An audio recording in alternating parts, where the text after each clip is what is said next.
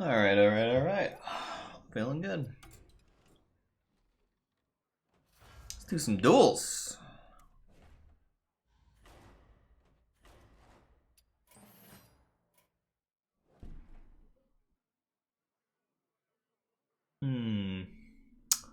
Hunter or druid?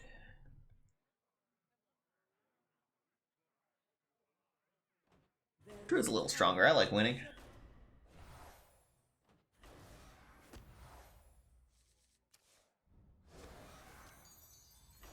I've got a pretty solid idea of what I'm doing with druid. I just need to get lucky to get that 12-0 run.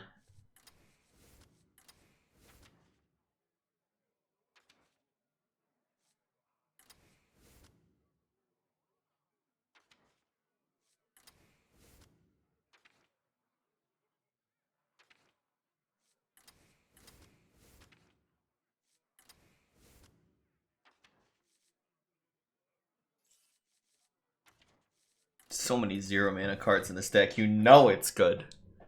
Hola, Icebox. How are you today? ¿Cómo estás? ¿Qué tal?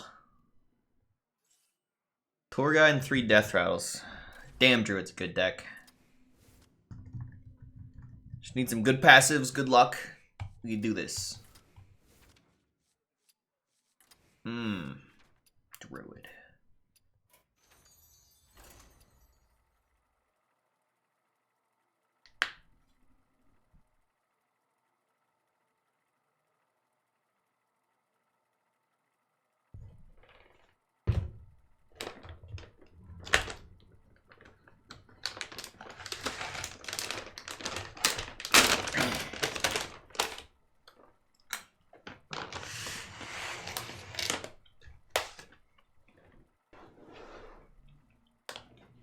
All right.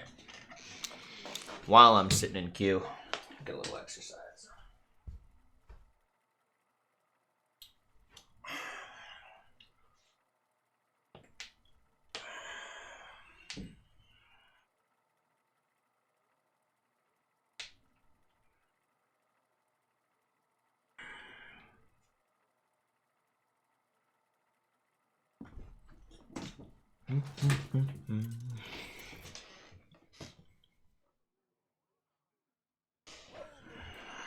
Rogue. Weapon Rogue is terrifying to play game 1 because my life total is so low and they're a burn damage deck that just capitalizes on that. So I'm going to need a really strong draw to beat them, like turn 1 Tour Guide. I don't think the turn 2 Nerubieg's quite fast enough here. Then again,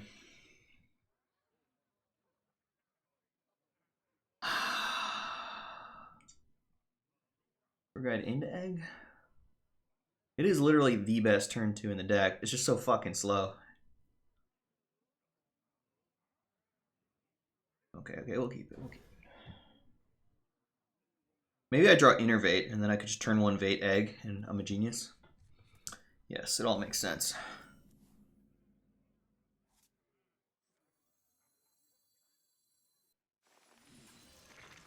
Of course you keep the egg. You never throw away egg. The card's too good. What kind of psychopath throws away an egg? What's he gonna do? Punch it and take 4?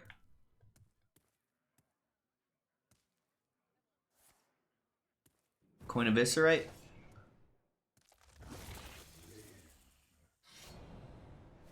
Alright. 4 to the face then, huh? He doesn't use the weapon. So he's gonna like coin the buff on it next turn?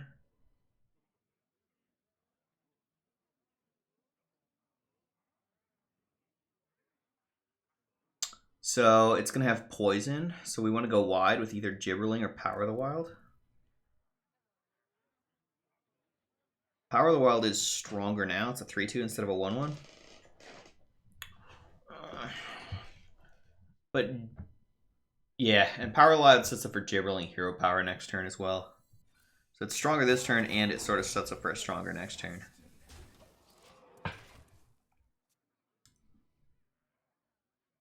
I guess you could coin like Volpira Tox the 3-3 or the other 3-3 and kill the 4-4. Fuck, dude, he's taking a lot of damage. No, don't have Eviscerate. That's so rude. Alright, let's draw Warden's Insight. That'd be the truth. Oh, dude, he missed 2 damage. Turn 1, he could have punched me in the face for 2, and he just straight up is down 2 damage because he fucked up. It makes me feel good. I like it when I get advantages over my opponents because they make mistakes. That's called outplaying.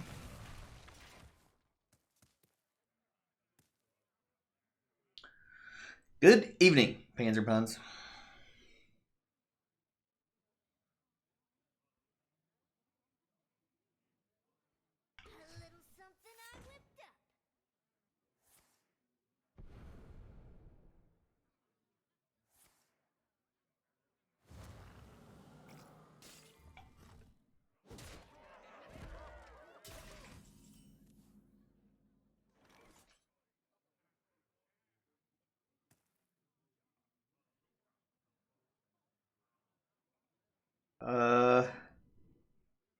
Looks like we're gonna have to trade with that thing.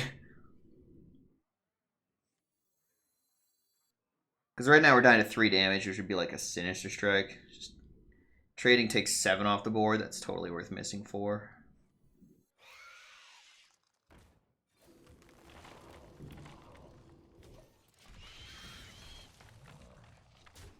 Next turn I have 6 plus 8 is 14, so this Arbor up kills him next turn.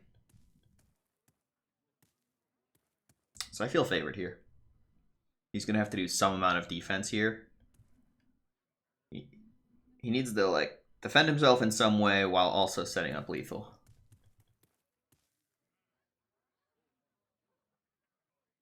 Nairo, thank you so much for that 6 months. 10 damage, eviscerates used. So what is there? There's Sinister Strike. Deckhand. Deadly Poison, sure. I think there's no way he has enough mana to do 8 damage here.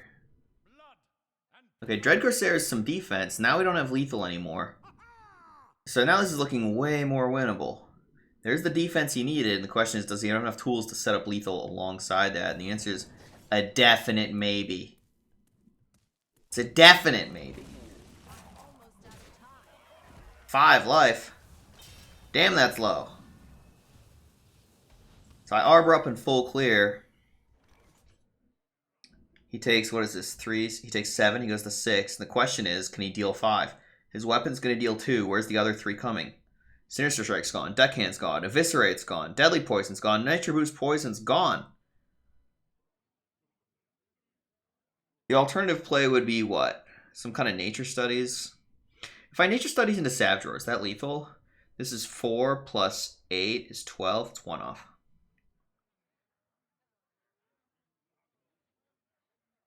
Alright, well, hopefully he doesn't have 3 damage.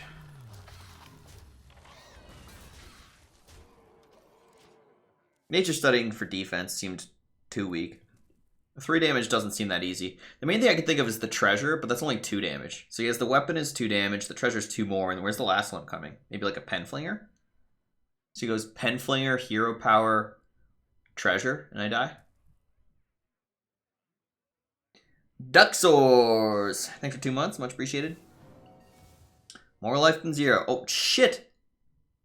Okay, this does 3 face damage. If he had 1 more mana, he would win the game here. 1 more mana and Hero Powers for lethal. Good lord, what a close one. Ding, on the board. First passive, here we go. Alright, let's start a prediction. Can we make it to 5-0? Can I win the next 4 games in a row? That's really hard to do. I think we can rule out Inner Fire pretty quickly. So Caltrops or Fire Shaper. Let's count how many spells I have for Fire Shaper. 1, 2, 3, 4, 5, 6. This kind of counts as 2. 7, 8, 9.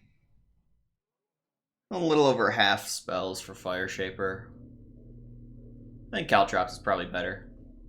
Caltrops really dunks on the mirror because it fucks up their whole like Wisp, Desk Imp, Gibberling shit. All that's Tour Guide. All that just gets trashed by Caltrops.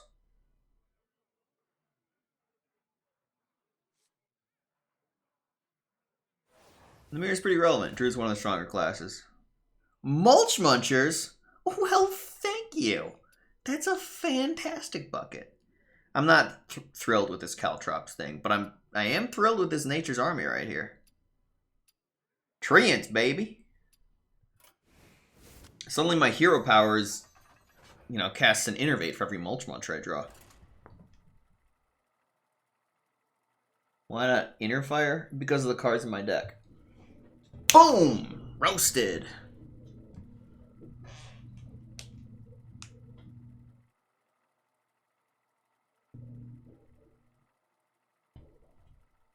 But another problem with Inner Fire, to spell it out more clearly, the cards that Inner Fire is good on would be like Death Rattles like Nerubian Egg and Runic Egg. And the purpose of those Death Rattles in this deck is to give me something to hero power on. And then when I'm hero powering those Death Rattles, the Inner Fire buff was completely meaningless to me. So yeah, it's not an Inner Fire deck. Inner Fire I've mainly seen be good in like Tempo Warrior. Other than that, not a lot of great applications for it that I've seen. And of course, you can always make a meme deck where if you high roll Inner Fire, it's super insane, but it's a pretty terrible percentage play. But it can be a good way to go for that high roll 12-0 run with meme classes like Paladin. It's just like, just all in, assume you're going to hit that Inner Fire passive. You can try it. It can work. Shield Bearer Paladin. Just hit that Inner Fire. You got a 1-mana 4/4. It's going to be okay.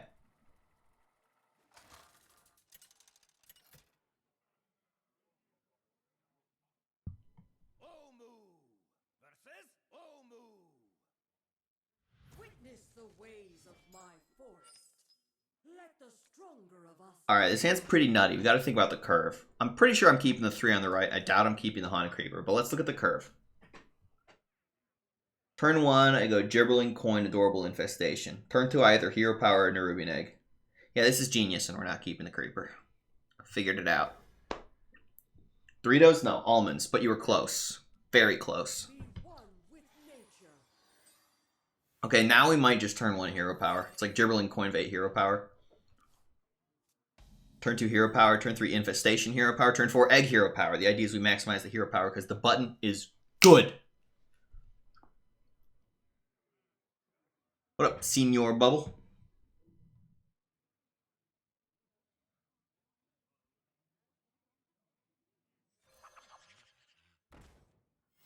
Okay, the question is, do I Infestation or do I Vate Egg? Infestation or Vate Hero Power. Either way, I'm getting 1 more Gibberling proc.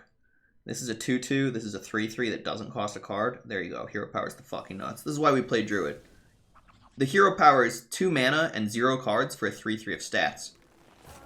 2 mana and 0 cards for a 3/3 of stats. Like, we don't even get 2 mana 3/3s that cost a card. I'm getting a 2 mana 3/3 that doesn't even cost a card. It's like 2 mana 3/3, draw a card. That's what this Hero Power does. If I have a 1/1 in play, this Hero Power says 2 mana 3/3, draw a card. It's insane.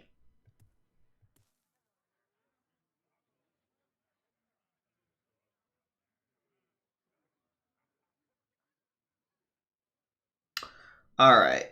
Him being a token deck, I'm pretty sure I full clear here.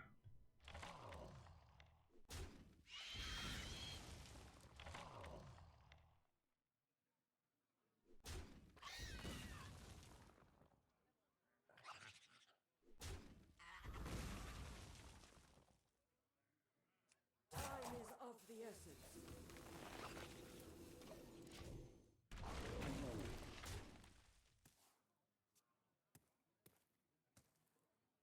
Did I get the triple Goru bucket yet? No, I have not seen that one. That sounds pretty fun.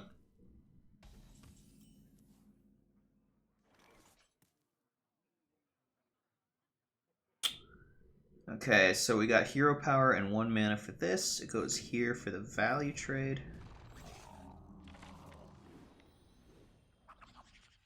We love value trading. I'm making myself a little weak to swipe. And we like taking him off the board so he can't buff. We love the button. Oh, God, just murdering this dude. This feels good. I'm enjoying this a little bit too much. I don't know if you're allowed to show this on stream. Hero Power summons 6/6 trees. His hero power was 2 mana for an 11/11 stat buff on a 1/1. Okay, swipe is what we were afraid of, but we're actually still just winning. Ooh, the Fire Shaper too. Oh, everything about that was mean. I think I could have played around that a tiny bit better, but don't worry, don't worry. Everything I'm doing is so broken and unfair that we're still crushing it. God, look at these turns! Oof! Turn 4, I made an 8/8. What am I, a Mountain Giant player? You're supposed to skip your first 3 turns to make a Mountain Giant on 4. I've just been doing power turns into Mountain Giant on 4. Quality Waffles, thank you for gifting those subs. Very generous. Get some salt.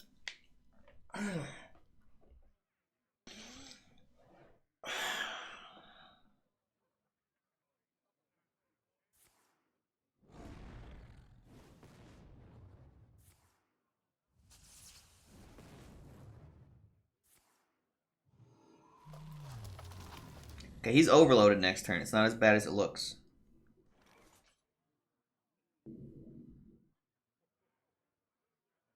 Arbrup's probably the play.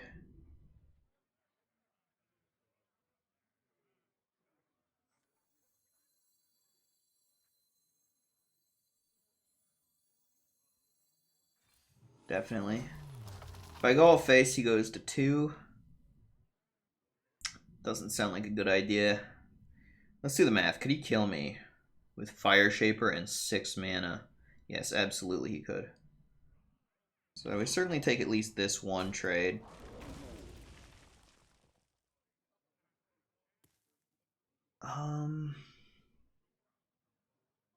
Let's be super fucking lazy. Full trade will get me there. It's possible leaving 1 minion alive was worth, but then he gets to trade the 6/4. It's like, whatever, this works. He has 4 mana next turn. Yeah, thank you, Zatux. You are correct. I appreciate that. It's embarrassing, right? Because I even said he's overload and then I forgot. Goldfish brain over here. That's alright. I'm not perfect, but I'm good enough.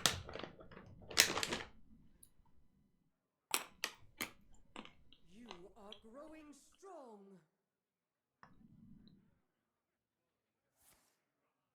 Wish Soleil had an emote for his alpha grunts. It's a weird thing I do, isn't it? It is a weird thing. I kind of have an emote for it. I think some of the emotes kind of look like I'm alpha grunting.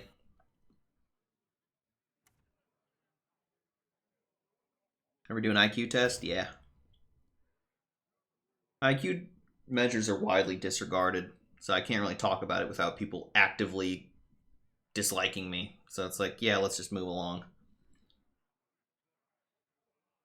Slay might be the Intercontinental Champion, but he isn't perfect. I like the way you phrased that. I'm definitely not the Intercontinental Champion.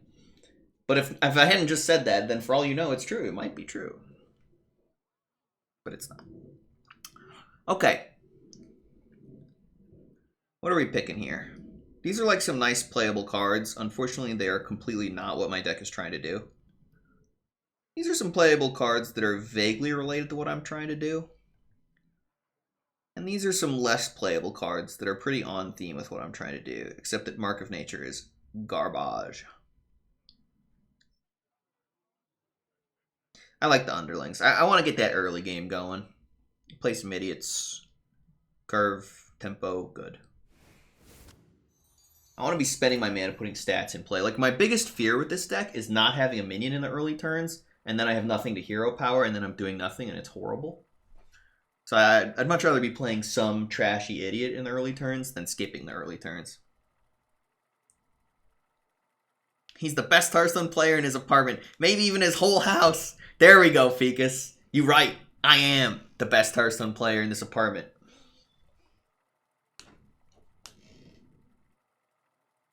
I am easily the #1 human being in this particular room.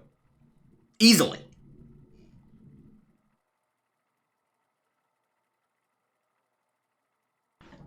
Thought it was a condo. I believe it's technically considered a townhome.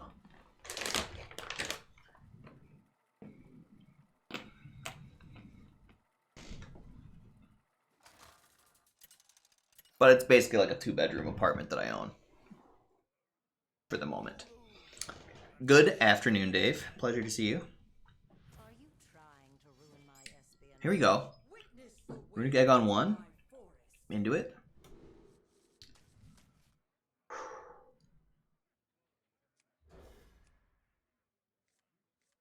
People live above or below me. More like to the side. Below me is the garage, and above me is my roof. But yeah, it is a townhome. Caltrops? Oh, shit, dude. He's gonna Caltrops my imp. Okay, I know what I'll do. It's gonna be okay. I can play the imp now.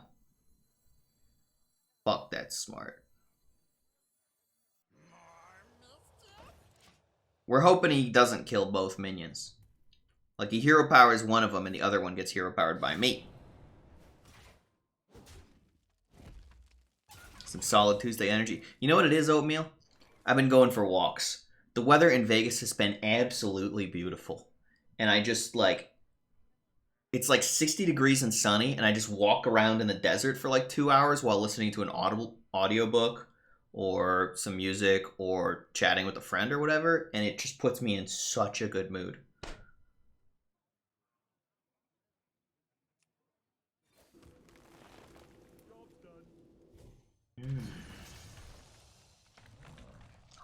Feeling it. This hero power is so absurd. It's discounting mulch munchers. Imagine being allowed to go outside. Yeah, you know, it's...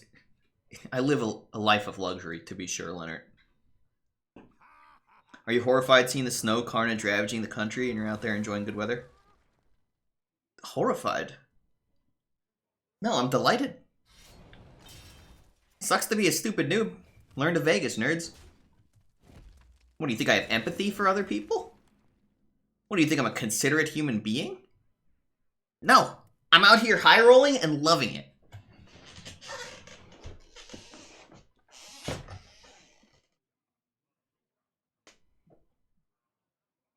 I've been walking, the weather here is total shit, still delightful.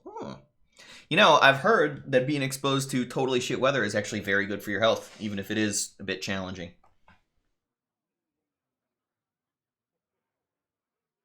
So, tutus. Dang, that's genius. Like, yeah, it's more tutus later, but it is by far the strongest play now.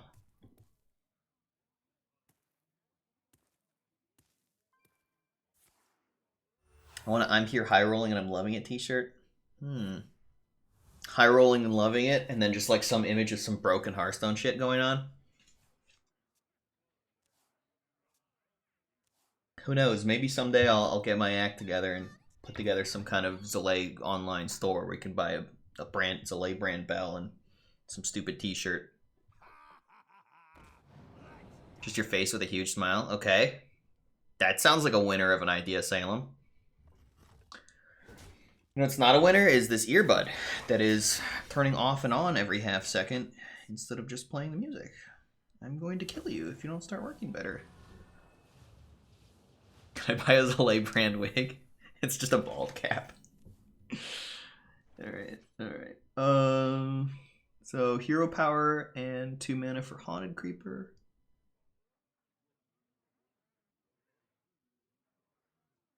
This is 4 minions. I believe we pay precisely 0 respect to AoE. I'll trade when I'm dead. Rogues suck at AoE. What is he gonna play? Fan of Knives? Fuck that. Fuck that.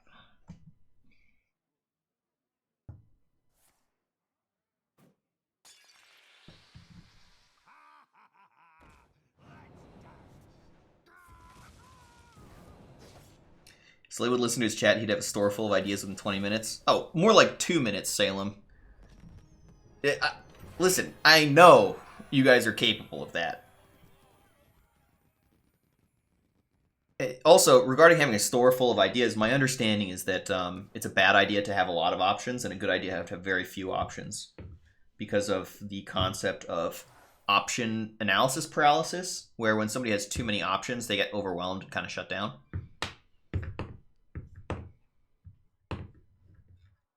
And so it can be a much more effective business strategy to present consumers with like 2 options. Yeah, 3. And you guys have already come up with like 2, 3 good ideas today. So yeah, we're done. The problem isn't having good ideas.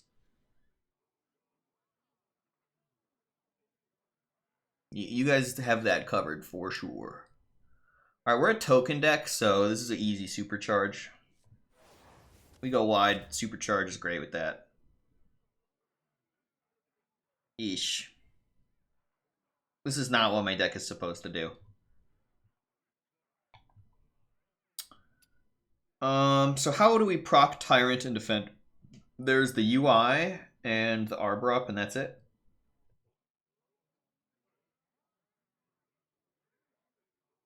I mean, what you're saying is there's a chance that these cards are good. I have a pretty dim view of these cards. Starfall's nice with my hero power. I can hero power an enemy minion and then Starfall to AoE for 2. So I can kill like a big minion and a wide board at the same time. So I do like Starfall with my hero power. Groundskeeper, Nourish are pretty weak and not that on plan. And okay. All these buckets suck. That's the simple fact.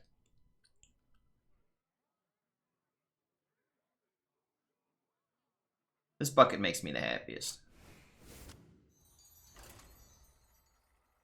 But did you consider Zilliax? I know. Unity is very tempting. But the entire rest of the bucket was unpalatable. Megal's thank you so much for 16 months. So I stopped playing Legends of Runeterra. Too much to do. Yeah. One way to approach a game that has too much to do is just to choose to ignore certain aspects of that and focus on just the parts that you do like to do. Like, if you look at all of Hearthstone together, it can also be, like, very much too much to do. But if you focus on just Battlegrounds or just Duels or just Standard, just the part that you like best, it's much more manageable. So, basically, the developer of the game doesn't have to limit things to a manageable amount for you. You can choose to execute that for yourself. Alright, we don't want anything for him to ping, so we're not going to play this Desk Imp.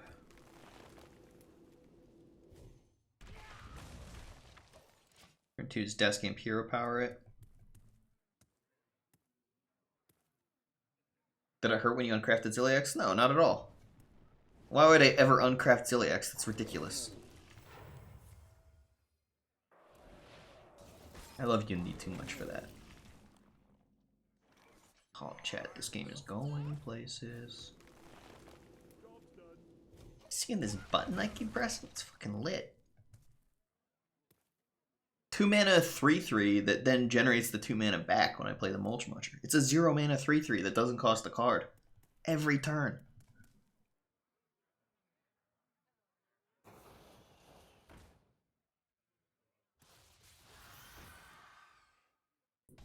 Good play by him against my Caltrops.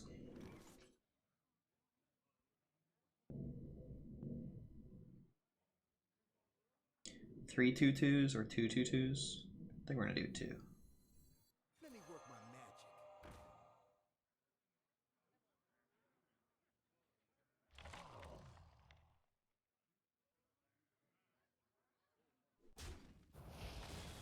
Trade so that I can hero power a 1 health minion, because my priority is maximizing my health on board here.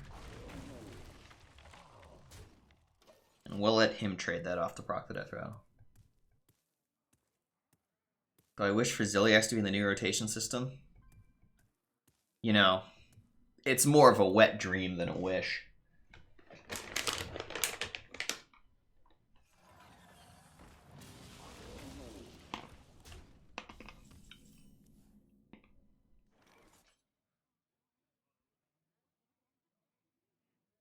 So this turns like hero power and power the wild buff.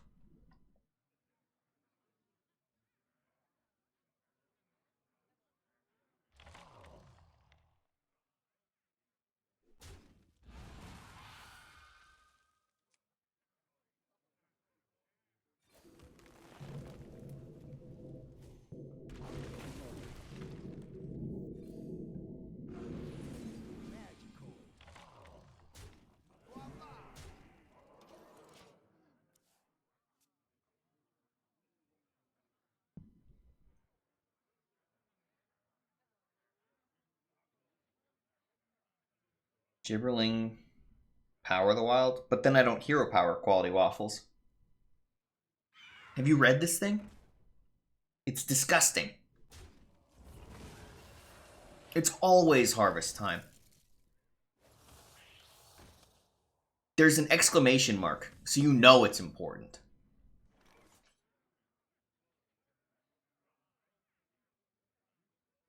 Doesn't insight refresh mana?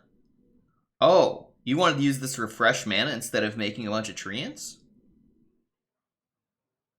That sounds like not a good idea.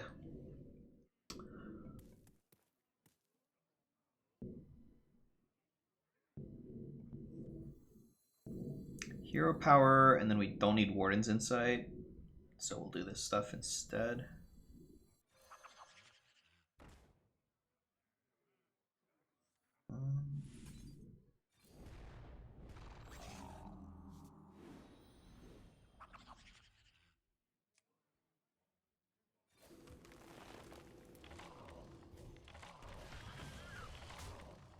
He's going to want to AoE this board, and then I'm going to reload with Mulch Muncher Warden's Insight.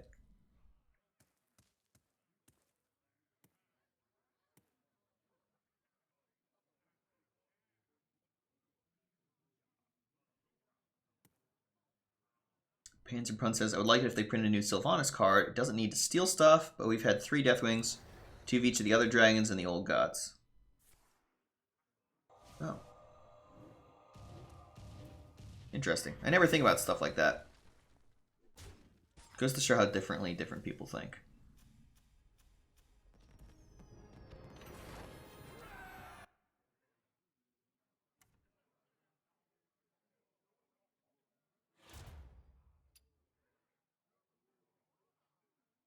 This autoplay just started playing a Justin Bieber song, and I took great pleasure in clicking thumbs down.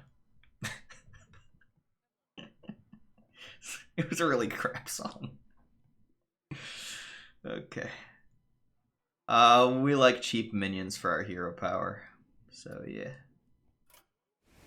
Death Rattle Druid.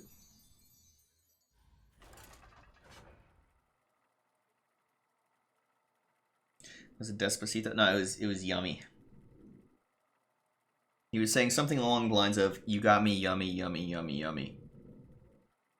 And I was like, wow, thumbs down. This is terrible. Alright. While I wait in queue, let's go get a little exercise.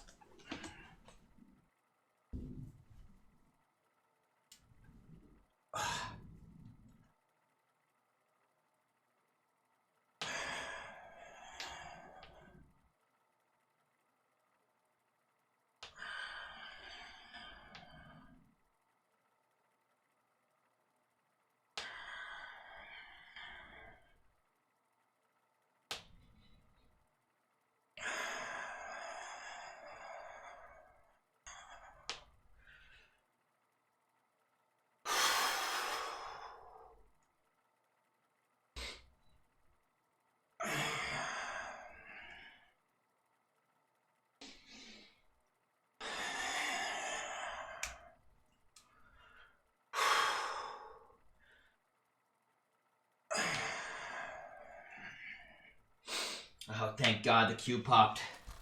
If this was a 6-minute queue, I was going to actually die. Woo!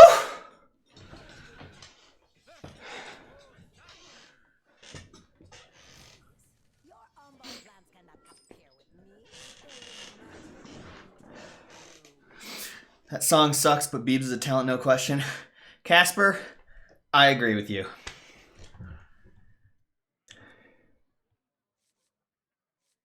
Supercharged Warden's Insight seems like something I have to keep. I'm pretty sure it's in the contract. And then, do I keep the Sneaky? Turn 1, I go Coin Sneaky. He can't ping it because of stealth, and then I hero power it on 2. But if he ends up being like Caltrops or Fire Shaper, he could get brutally slaughtered. So let's look for better.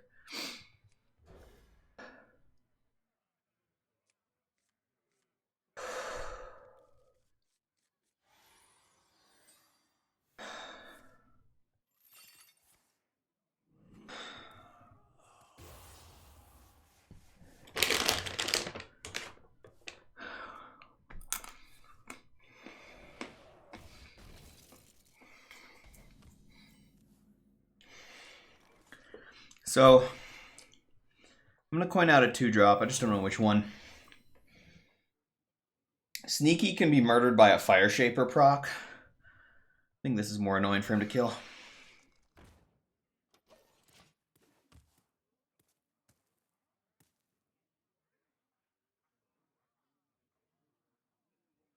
Actually, one of the 10% who know how to squat correctly. I mean, that's debatable. Literally like a week ago, I was squatting a little bit wrong, and my buddy corrected my form. I think it's pretty easy with like just the tiniest bit of effort to do an okay job at form on exercise. Exercising properly doesn't need to be some intimidating, challenging, hard thing.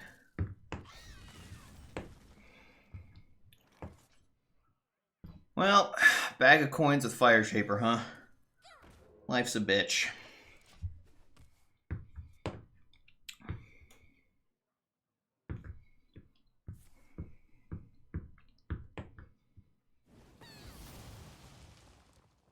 Thank you, Salem. I appreciate you.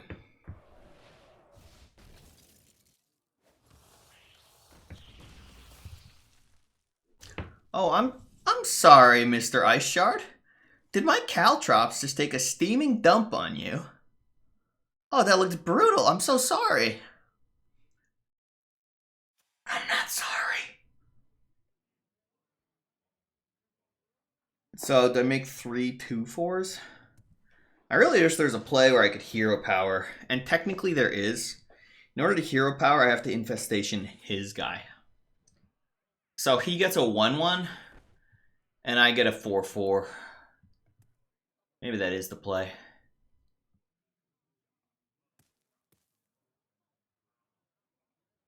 Because I kind of want this supercharge to be on more than just 3 dudes.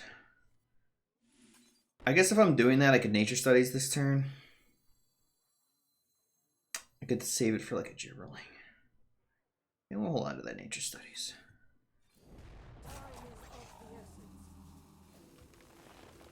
We're gonna be a little bit more patient on that supercharge.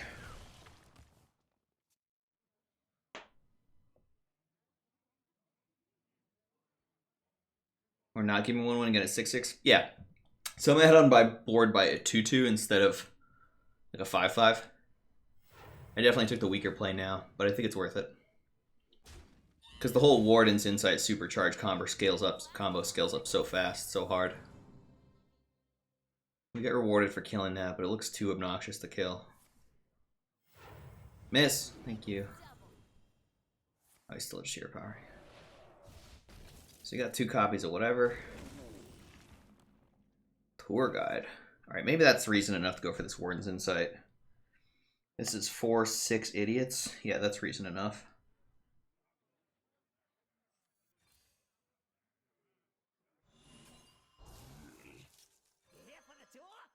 Yeah, this is a pretty good turn.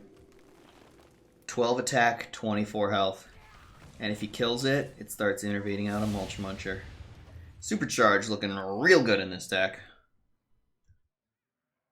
And also hero power his guy. Yeah. Let me just turn that 4/4 into 2 2/2s, aka a 4/4. That's a nope.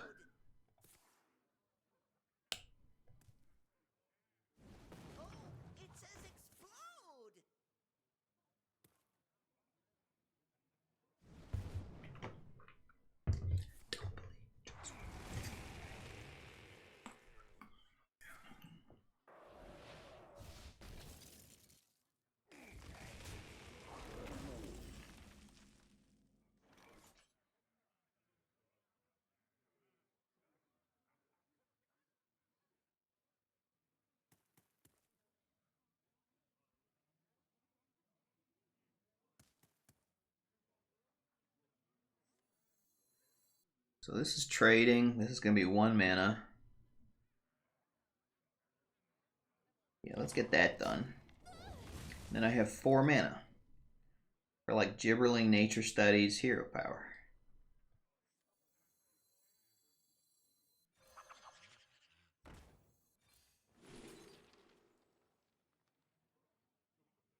Resizing Pouch or Moonglade Portal? We need value. They both kind of do value.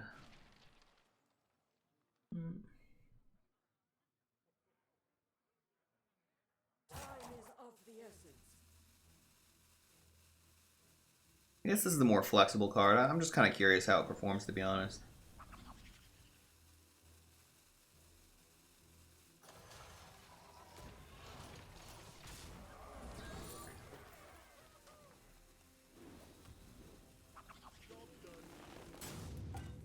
I don't know about this Millhouse Mana Storm pick I made here. This was an interesting decision I made.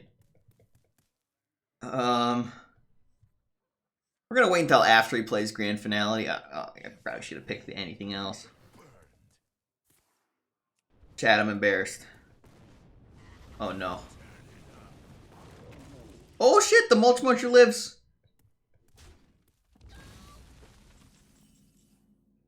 That's a beautiful draw. Well, yes, I would like to draw a card while I make a 4/4.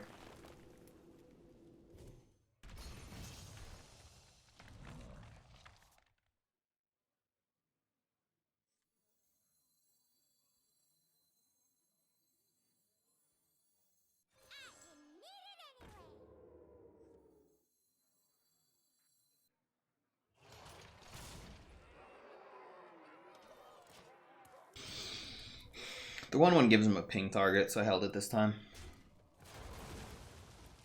Moonglory Portal would heal the A2 now? Yeah, but I would have lost the Gibberling, so... But yeah. Things happen to work out in a way where Moonglade Portal would have ended up working out really well, but things don't always pan out that way.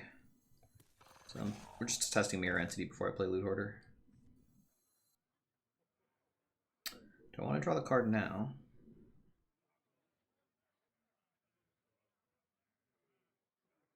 Maybe I play a couple of Stealth Idiots.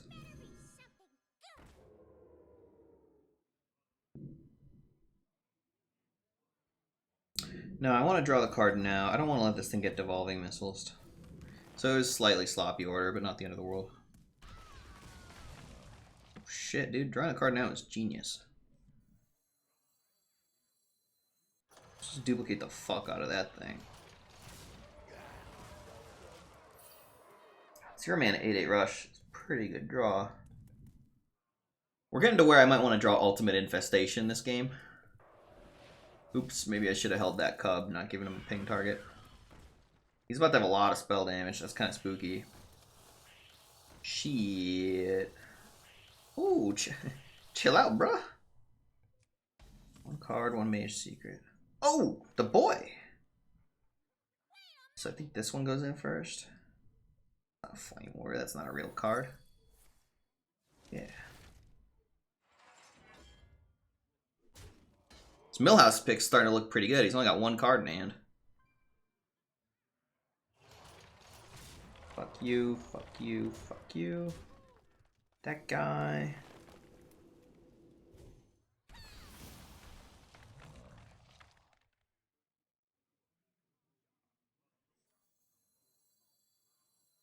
I'm going to stave the Delinquent in case he full clears. I want to have something to hero power next turn. But I like the Millhouse. He only has one card in hand, so he doesn't need the mana, right?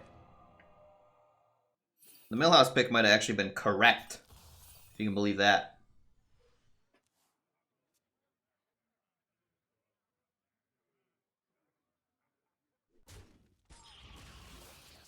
Uh-oh. Strong spells. Get Caltrops, son. Yeah, you only saved one mana there.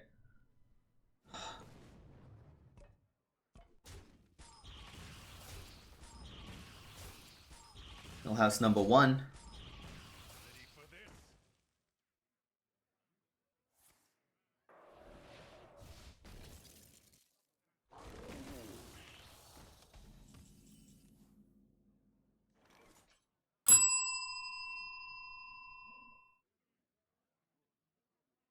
So where's this 5 damage going? The spell damage?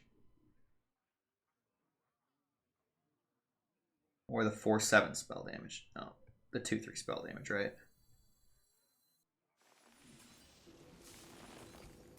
Sneaky in play would have been significantly better than holding him back in this instance, but that's okay. Pretty happy with how things are. Oh, yeah, dude. I guess I'd rather chew up his spell damage than play the Anubisath. Although, yeah. Let's be responsible, Slay. Jesus. Don't get too cute.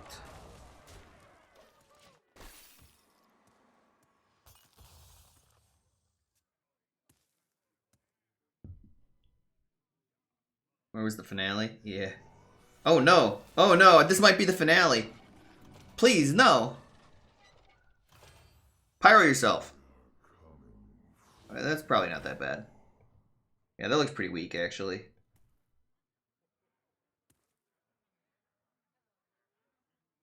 I think we're getting there.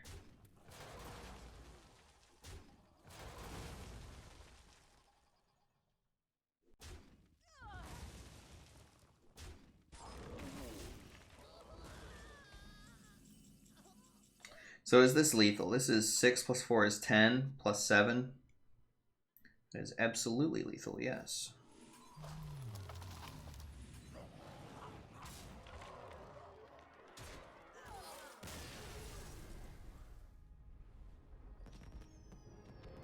"5-0, baby. One for the believers." And now, any double times? Any double times. I will also accept stargazing, maybe a captured flag. Double time, though? Double time? Please, double time. Deep sigh. 5-0 wasted. Goggles is strong in general, but not so much with druid.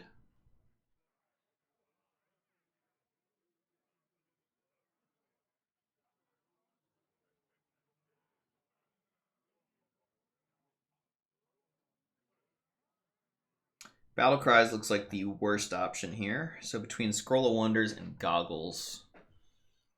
Book of Wonders tends to be pretty weak as compared to Goggles being much, much stronger. However, this is just a very anti-Goggles deck because Goggles doesn't play well with the whole hero power buff stuff that we're doing.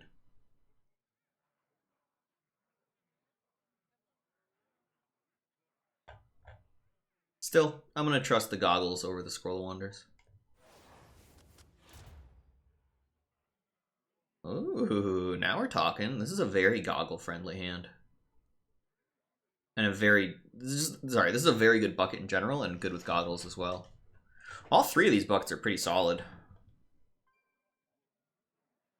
Mark of the Wild is the worst of the 9 cards. But yeah, this is a very straightforward Nature's Army bucket. Now, I must remember during the mulligan that I am a Goggle gamer. Forgetting about Goggles during the mulligan is a disaster. This Arbor Up card is insane. Astute observation, Ray. You are dead on correct. Arbor Up is in fact bonkers. Bananas. Wild.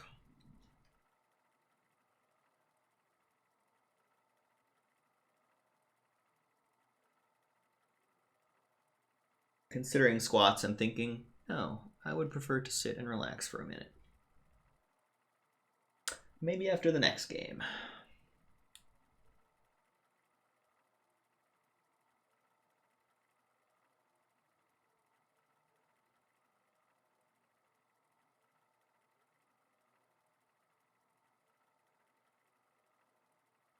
It's a beautiful day, Pavel. Good to see you.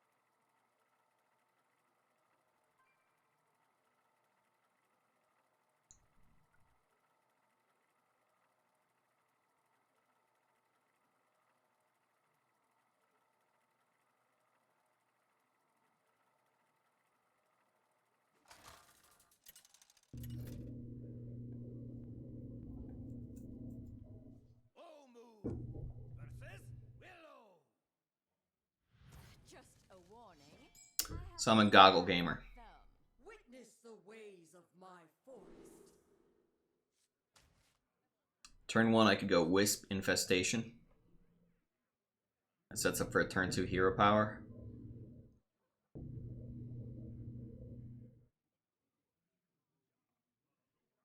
It's a low value, high tempo keep.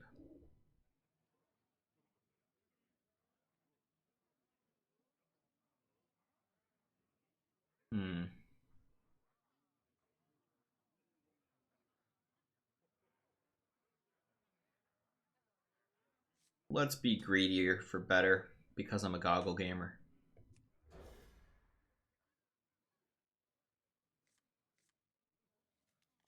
So it's turn 1 pass, turn 2 Wisp hero power, turn 3 Force of Nature. And then I think the aeroponics would cost 0 at that point from goggles, but I'm not sure how that interaction works. I don't know if it's going to go to 1 from goggles. It's like, in what order is the goggles versus the cost 2 less applied?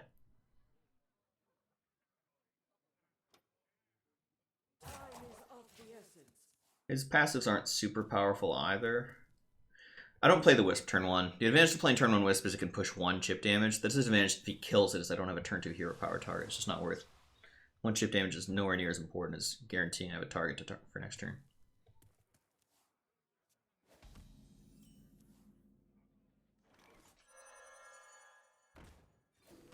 This Anubis Ath Defender is really not appreciating how Goggles works in this deck.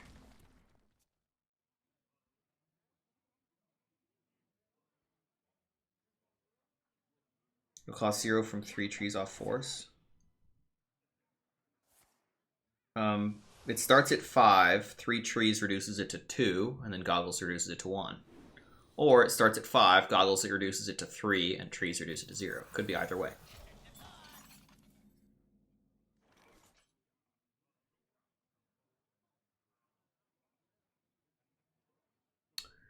So the hero power, I would do this and hero power.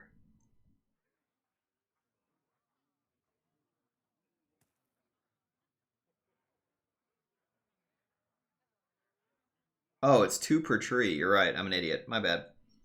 Thank you, Chad. I appreciate it. 2 per tree. Stupid. Okay. Anyways. I'm between trade hero power for value or Force of Nature for tempo. This is like plus 3 trees and this is like plus 1 tree. But I still think I want to play it a little slower. Hopefully this gives me a way to spend this 1 mana.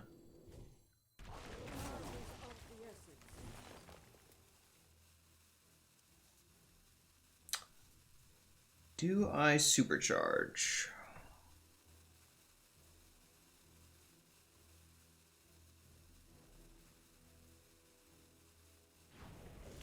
Not sure. When in doubt, play your cards.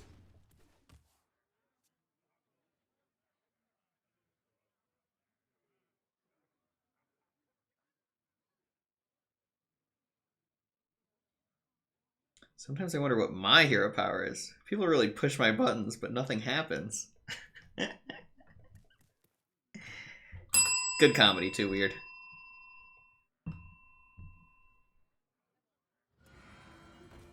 Ooh. A lot of legendaries over there. Good thing he doesn't have the duplicate legendary hero power. Alright, so how do we deal 5 to this fucking thing?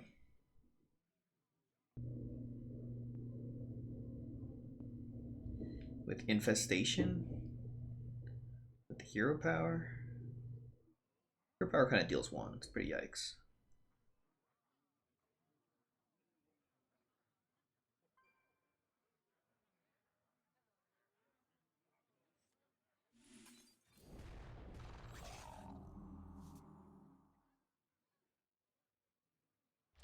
Yikes.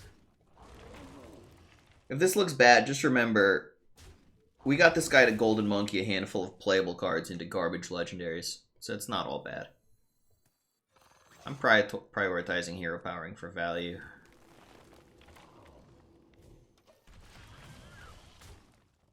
Next turn we can Force a Nature hero power. I gotta think the random legendaries are gonna get dunked on by the whole Force of Nature, Mulch Muncher hero power stuff that I'm doing. Oh man, he just top decks the nuts. Lucker. 4-mana 6/6 is way above average for him there. So this deals 2 to his board or generates 3 on my board. Honestly, dealing 2 to his board kind of sounds better. Because it lets me do this trade, for instance. Push some chip damage.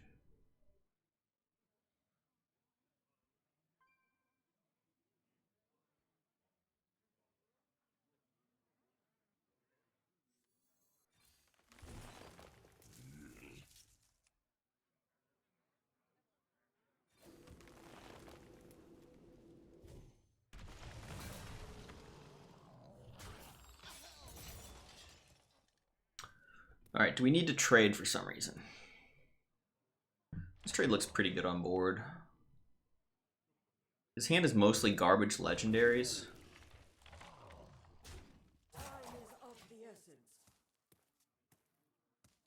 I like value trades? Yeah, there was... yeah. Was Muncher a bad play? I'm gonna say yeah. Yeah, I think this should be a lot more free next turn.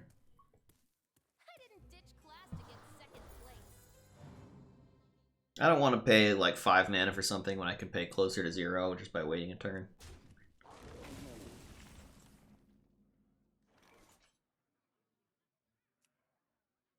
Ten cards over there, huh?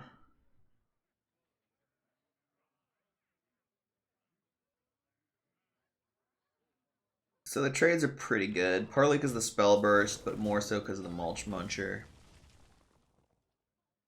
It's possible I hold the mulch muncher this turn because it's going to be more free and more like it doesn't use the rush this turn, and it's going to be more free next turn.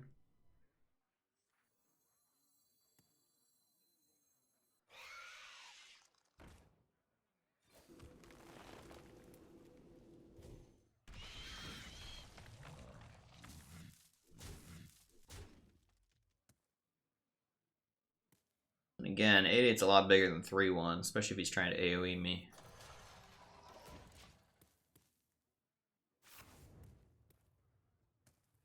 He seems super dead. He played that golden monkey, and then it's like so unlikely that he gets playable answers to these problems.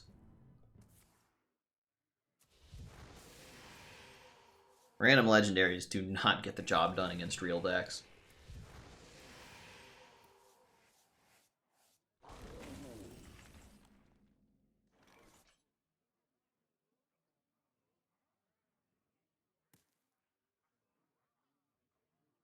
I don't really care about that guy.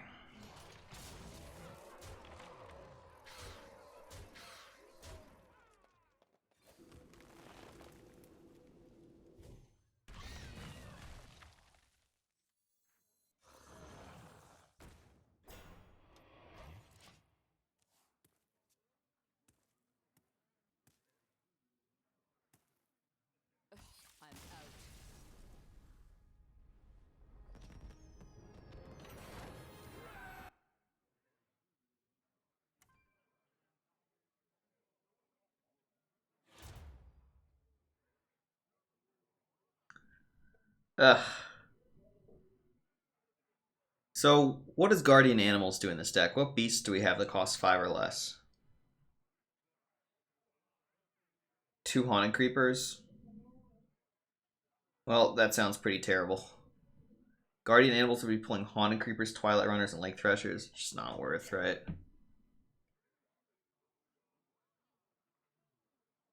I like the thought of Mire Keeper in this deck with my goggles, but I really don't want to be running Feral Rage or Crystal Power. And then I don't like any of this either. All the buckets are like quite bad.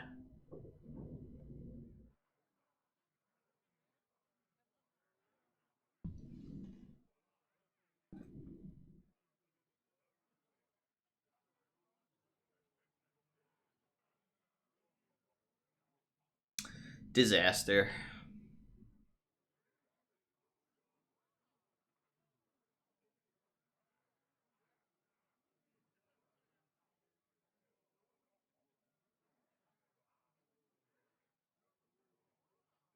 Leroy? Okay. I'll take any suggestion. I just don't want to think about these buckets anymore. It's too depressing. There we go. Now we don't have to look at those terrible buckets anymore. Great success. Incredible progress. Speaking of progress, I'm going to get a little bit of exercise while I wait in queue.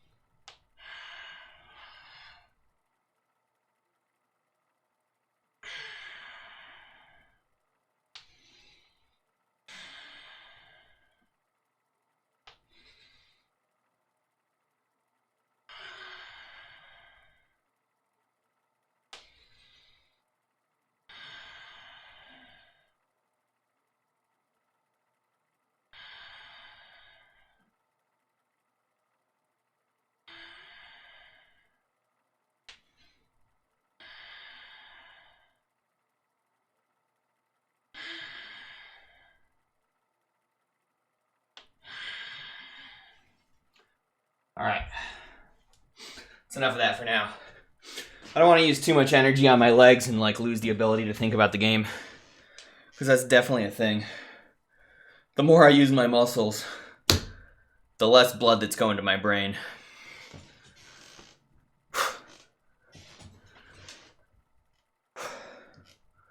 So I gotta kind of keep it down a little bit in terms of intensity while I'm streaming.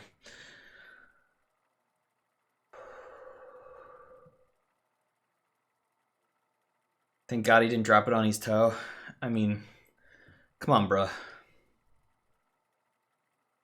Come on, bruh. You scared of ghosts, too? We got enough real problems in this world. We don't need to invent ones. It's gonna be alright.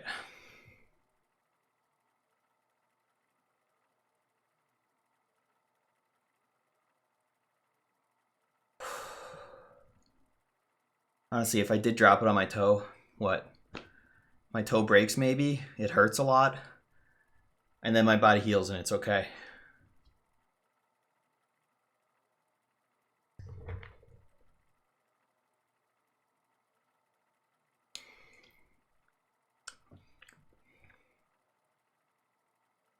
Then we're sad? No. We pick ourselves up and move on. Probably need to end the stream. Awful world? What awful world? Excuse me? Surely you're not describing the world I'm living in. The second to last book I read was called Factfulness. And if you think this world is awful, you should really check that book out. Get a dose of reality. It'll make you feel better. This Layla's world is awful. Oh, that's sweet of you. But no, it's not.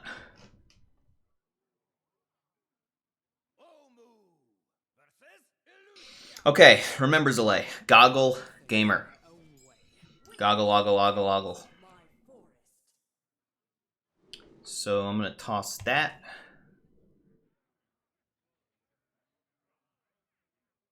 I'm down to keep the rest of this with goggles. Oh! Tyrant, no! Why?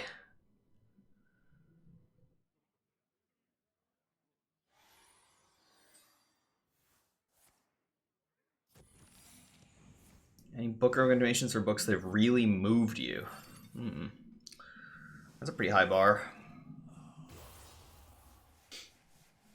I'd say that right now I'm listening to Thinking Fast and Slow, and it is very interesting.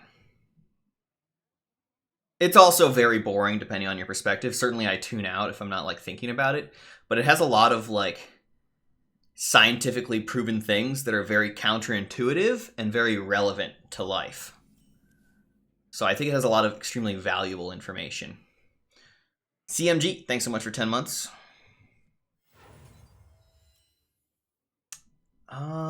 Repentance? Mirror Entity? Ah, it's you. This one's harder for him to clear, so it better sets up for me to hero power. Their work is used a lot in decision theory, which is my former field of study. Oh, cool, Pavel. We jam this into like Noble Sack and Eye for an Eye and Barrier before hero powering.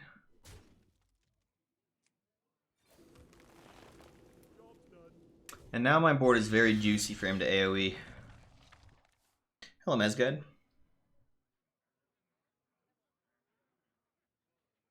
Decision theory. That's something I want to Google real quick. That sounds like it could be interesting.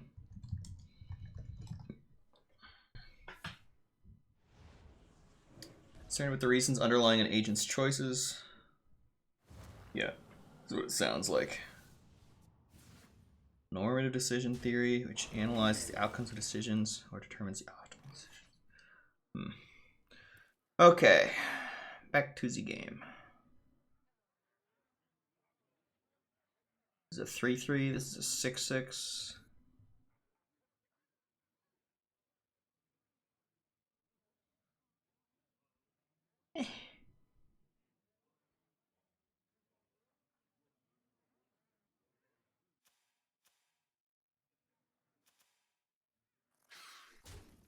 Against Priest, you generally want to play it slow.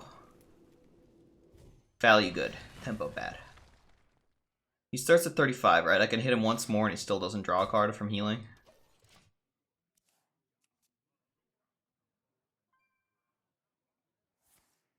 Making decisions under uncertainty. Oh. Okay, adding under uncertainty certainly makes it much more interesting. I was printing Loot Hoarder Hero Power this turn. I think we're sticking with it, yeah. It's a 4-mana 4/4 that draws a card. Did I just hear tempo bad? I know, right? Priest is some wild shit. And we're not going to hit him because then I don't want to give him draws from that hero power.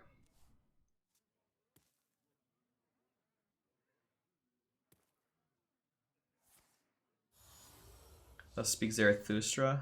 Tell me about it, Salem. I've never heard of it before. Okay, he's on the skip. Maybe it's time to work on my goggles.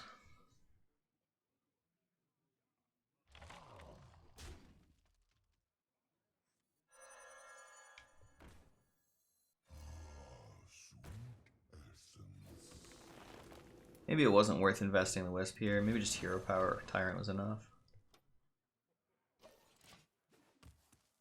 Yeah, I regret the Wisp. I really regret the Wisp. It's minor, though.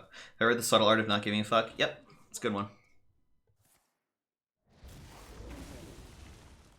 -1 Wisp. Killfish.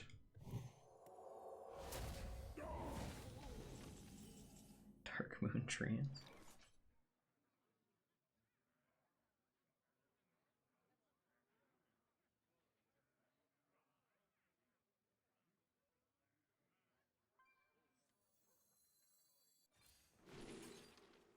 I'm pretty interested in value against Priest here.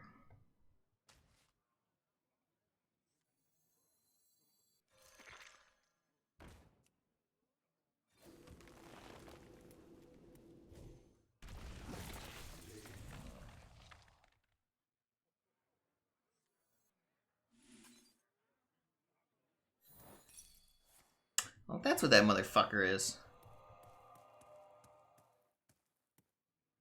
Maybe I should have figured that out.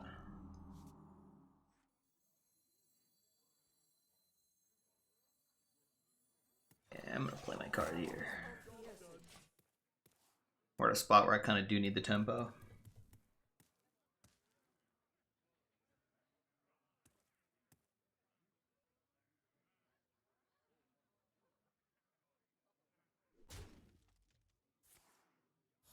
Oof, he gets the card while generating tempo on board. This is what Priest wants to do, be ahead on board so they can leverage that hero power. Oof! Stop!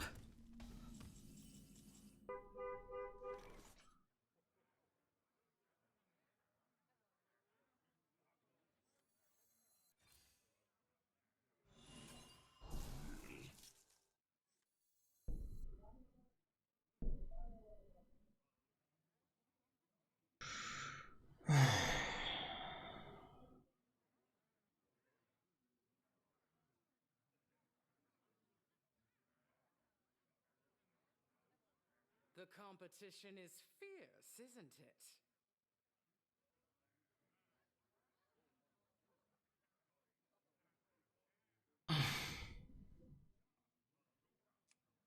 Man, if you AoEs this, the Arbor Up really sucks. Arbor Up's great on board because his attacks for 2 no longer clear my health 3 health units. So we're just going to do it. Sets up the OTK. Jesus, this guy's chatty. I wish he'd shut up. Good, good. Don't kill the trees. There'd be no need to murder these trees. They're too friendly. Oh shit, chat. It's starting to look like I'm playing OTK Druid. Oh shit, Druid. OTK Druid, baby. No! Never mind. No OTK. Dance, puppet, dance.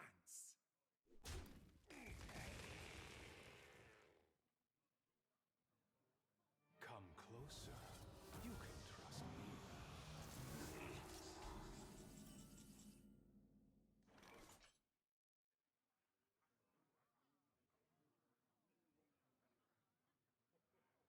Well, let's play from the left, shall we? Swipe is currently 1 off lethal.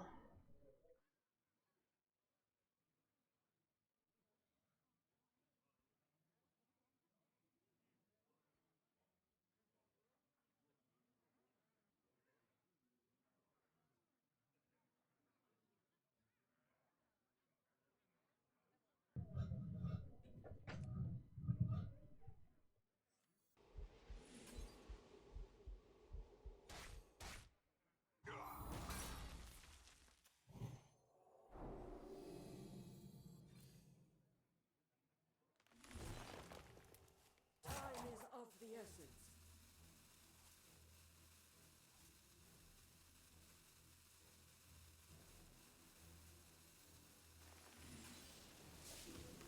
Room to grow.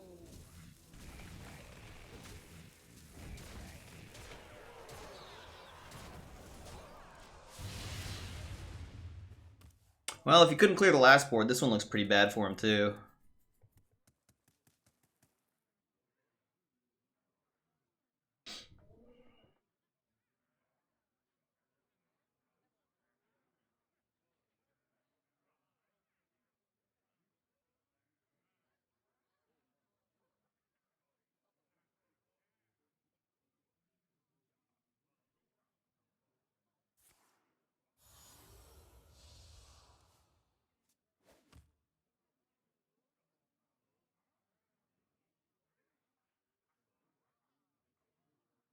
Picture this, you're surrounded by 5 big, strong trees. Okay, one question, Crisp. Are the trees friendly? Or hostile? You don't pick the ones, eh?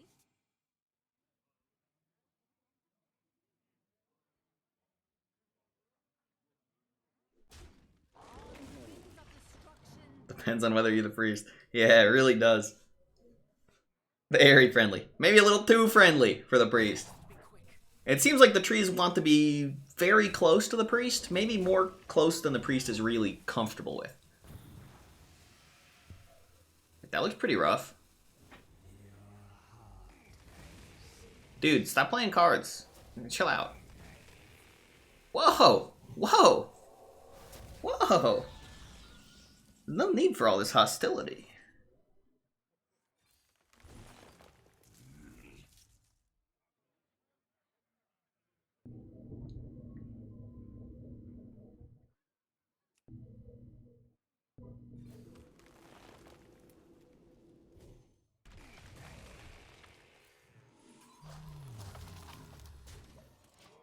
Alright. 2 Holy Novas, a Heart of Cthulhu. Is he dead yet?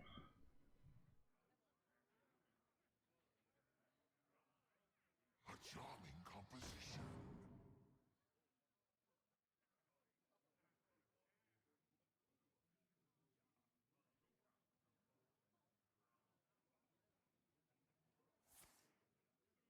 Nope, not that one. No Holy Nova, please. Thank you. 7-0.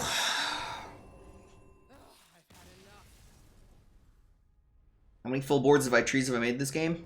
Just exactly enough, Life Take. Exactly enough. One less and I might have lost.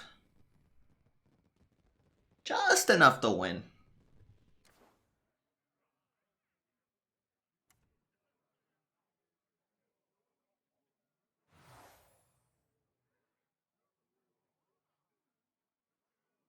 Being a goggle deck, I think I want the bag of stuffing. I don't think I have any cheap high attack stuff for the army knife. Oh, actually, Mulch Muncher is 16 with army knife. That's pretty cute. This is a 0 main A attack minion, then you army knife it for 16 charge damage. But still, it's with goggles, we're totally a bag of stuffing deck. Like, we have all the tempo and need more value, and bag of stuffing is like, yo, value over here. I heard you're interested in value. I have this nice bag stuffed with it.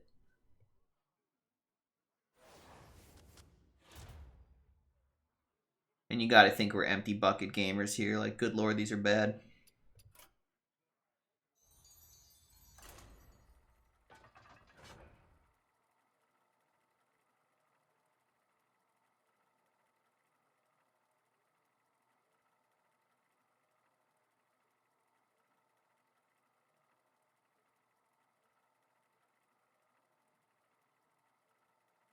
All right, we'll do a few squats. Just a few.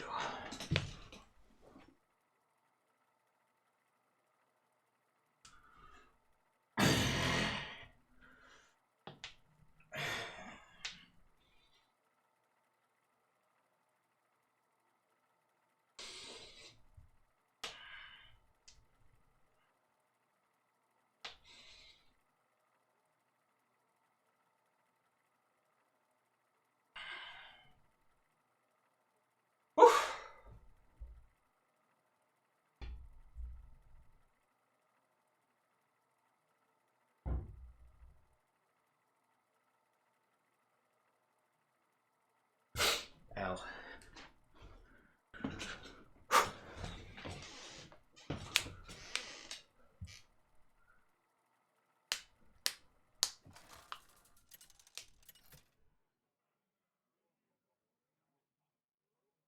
Omu versus Elusia.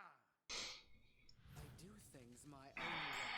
Witness the ways of my Yikes, another priest. It's probably a good matchup, but it's definitely irritating to play. Different priest guy than the last one. Oh, these goggles are not looking clean at all.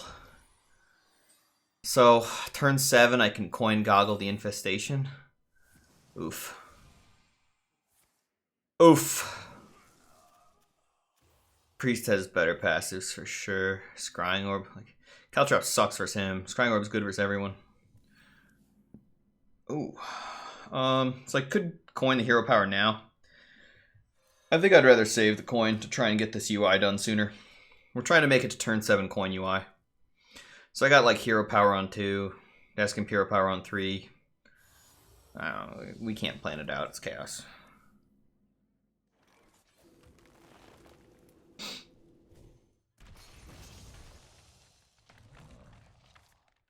How does breathing work while working out? It depends.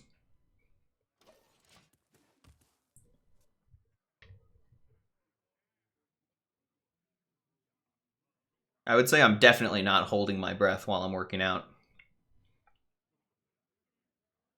And I would recommend not holding your breath for long periods of time while working out.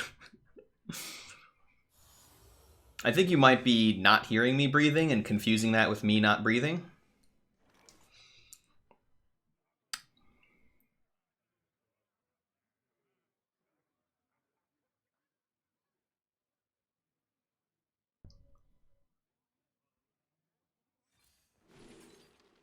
We want value. I guess the best value I can get is from my partner.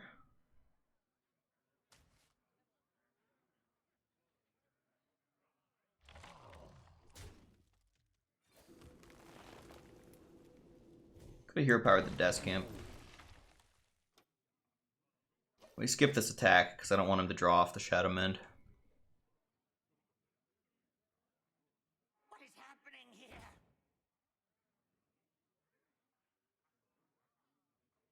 I really think this card is utter garbage.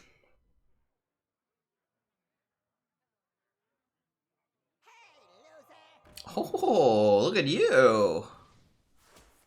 About to eat my words, huh? Oh, Jesus, that's how that works? Why aren't the copies damaged? This is some bullshit.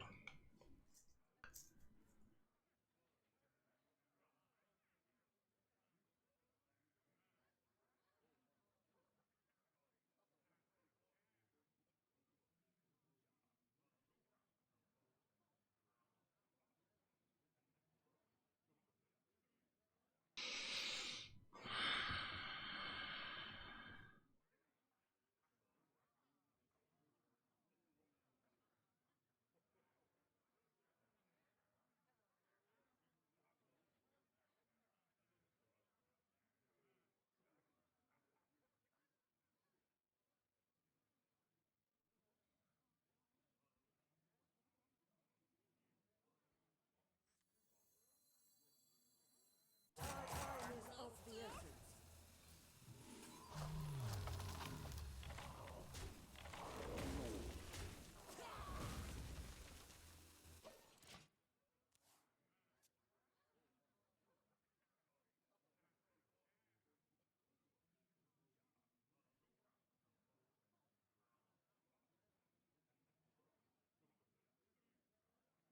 Look at these quitters in chat. GG, is this GG already? Good lord. Good lord, how about a little resilience? Try a little bit before you quit. But yeah, it's GG, you're right.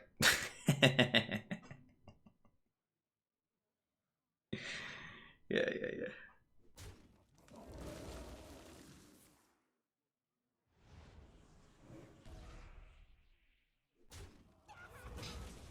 Okay, so I kind of want to never go face against Priest again until I have lethal.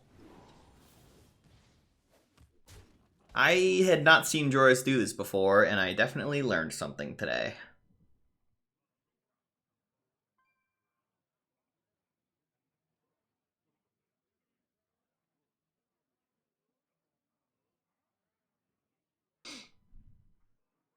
You're barking up the wrong tree.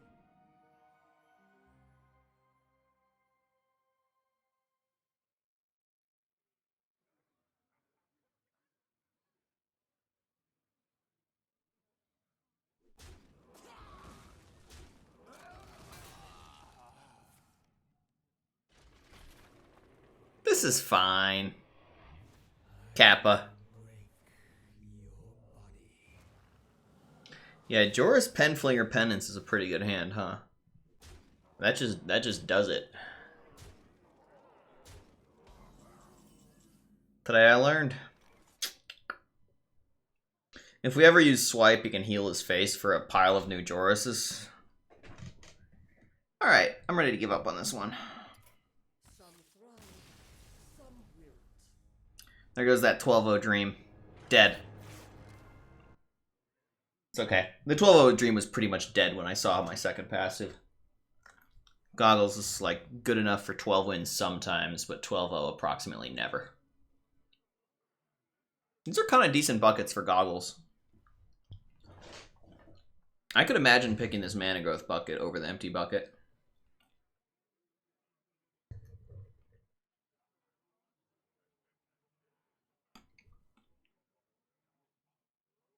Nourish is really nice with Goggles, and so are Wild Growth Overgrowth.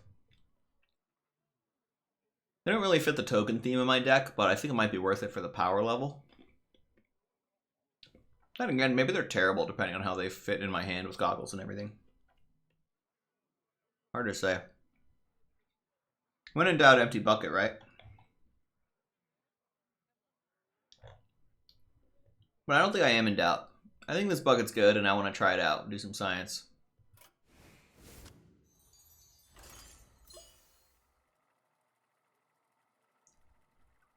Does it always take empty? I've lived my life based on this. I was probably high when I said that, man. That doesn't make any sense. Always take empty?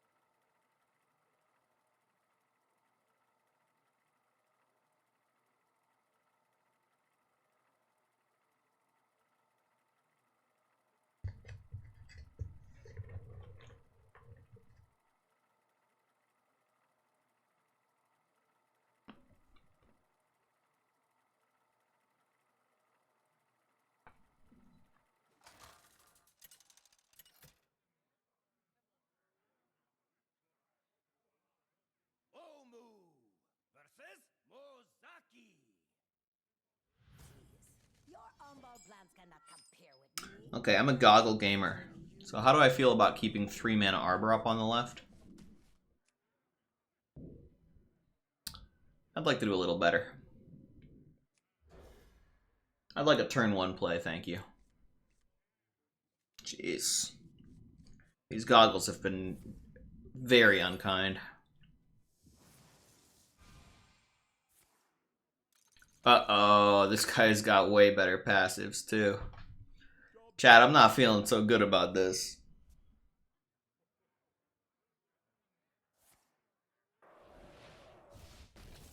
He didn't abuse double time this turn. So I suppose that's a blessing. Blessing counter is at 1. I'm gonna need a miracle to beat the passives of his power level. Alright, step 1 of the miracle. Play that elemental. Damn it. Oh, he did play it. Caltrop sends its regards.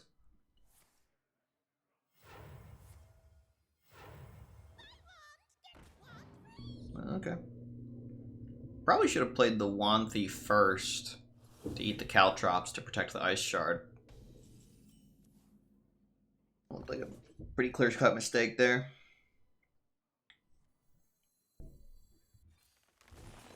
That's okay, he's got double time. He doesn't need to be precise. He can just be pretty.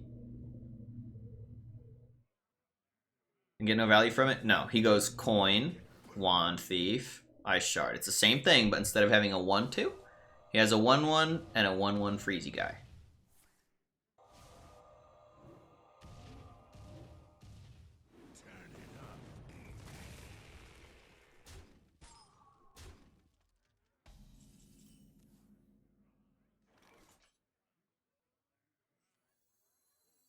Boy, am I dead. Ooh, boy.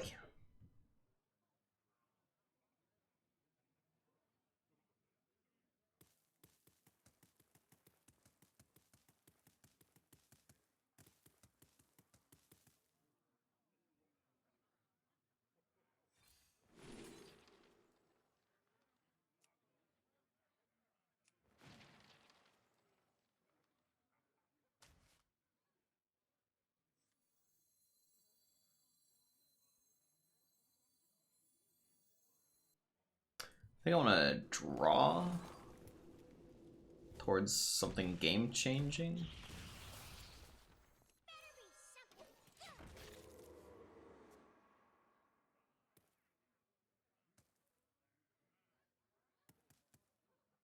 Double time's a lot weaker if I don't do anything relevant for him to interact with. Oh god, 2 mana draw 4. It's just so hopeless. I'm not quitting, but it's mainly because I don't want to be a quitter, and not because I have much hope of this game. I ain't expecting much over here, I just don't want to quit. I think while he stares at his hand and considers his many options for how best to murder me, maybe I'll get some squats done during this game. Oh, whew, lightheaded from standing up.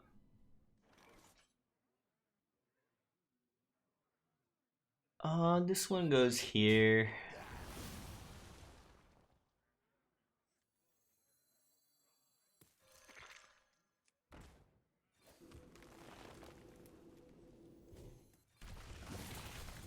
Button's green.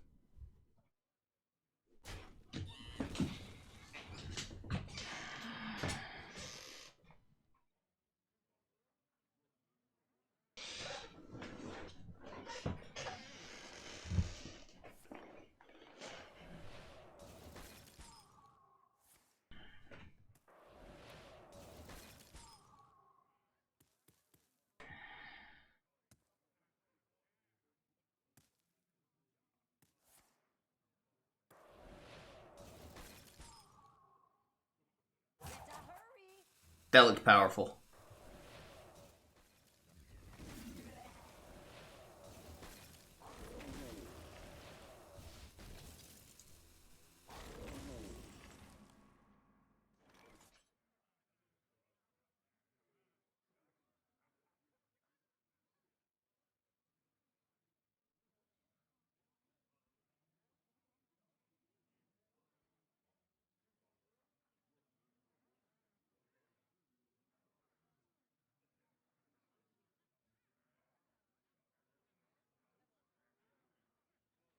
Hero power would be this, and then I'm just gonna like skip the rest of the turn.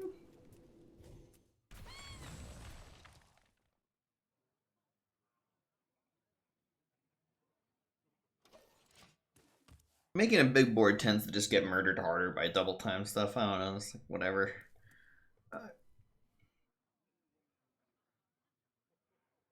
Play Greybow. Maybe he'll feel bad and let you summon Greybows for the achievement. Yeah. The opponent feeling bad for me is one of my best outs, isn't it? That, and if I just slow the game down enough to where he has time to like lose his internet connection because of severe weather. 4-2. Beautiful. Oh god, he got a Greybow? That's supposed to be my cool trick, not his.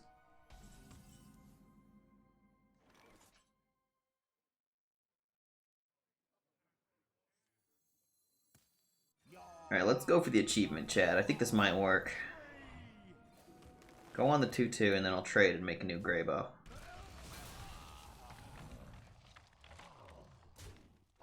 Chat, I'm a genius. Greybow achievement progress. Here we go.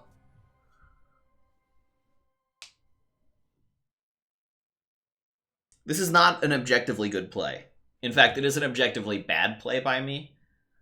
But it's confusing. And when you're in a position where you're checkmated, there's something to be said for making confusing plays, even if they are bad.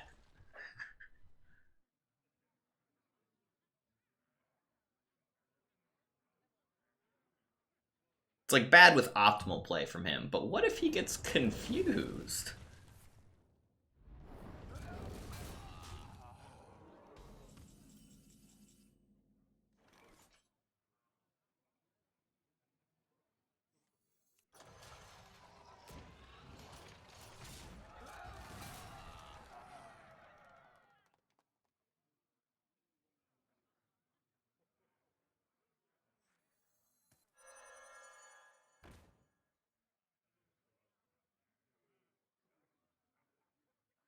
Floating a lot of mana.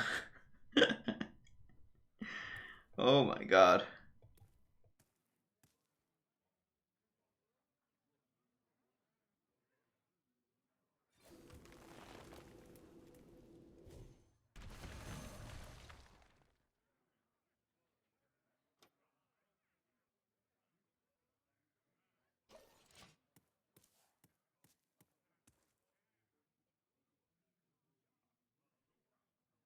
Wasn't that Tall's whole chess strategy? Confuse people with plays that appeared bad?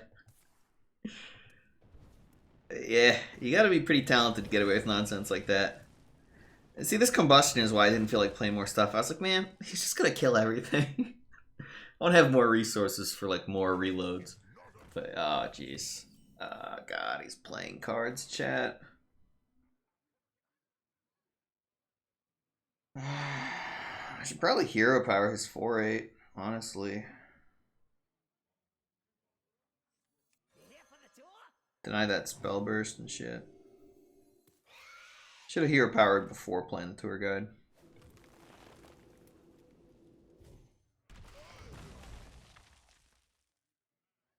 Oh, God.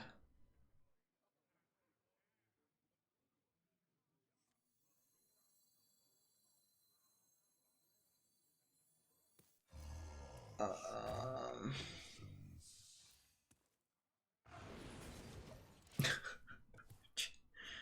Don't worry, Chad. It's okay. It's okay. It's almost over now. Hush, no tears. It's almost over. It won't hurt much longer, chat. I promise.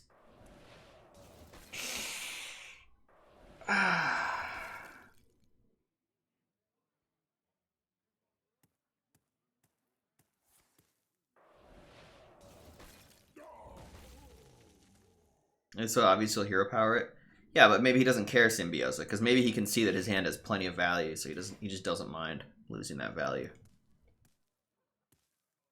It's very possible that his play is much better than you're giving him credit for. One of the biggest mistakes I've made in my life is underestimating other people. I try to avoid it as often as possible.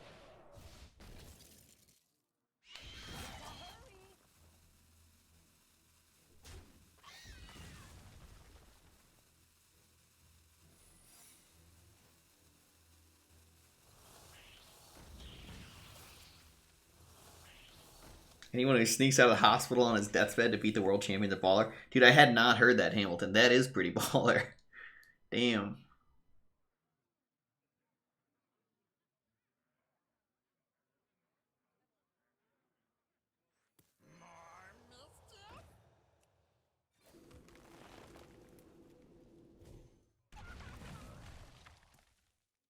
You're probably wondering how I know it's not Counterspell. And the answer is very easy. I fucking don't. Now I do. It's not Counterspell. Look, guys. It's also not Flame Ward. Oh, thank God.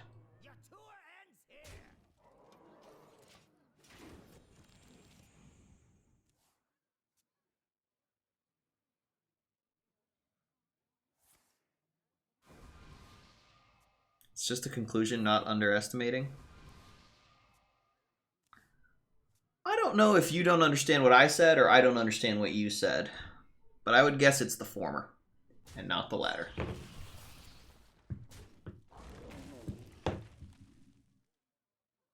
Perhaps I'm underestimating you. That would be ironic.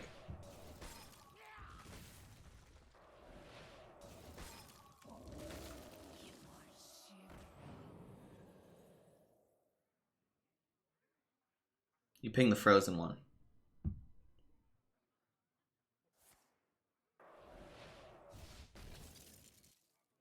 Favorite Star Trek captain? Obviously Picard. I watched some Star Trek with my dad.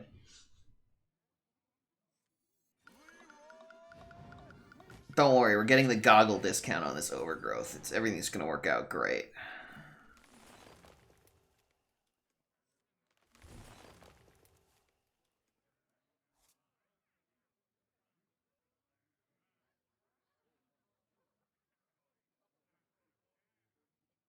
This adds 3 health to my board or takes 2 off of his.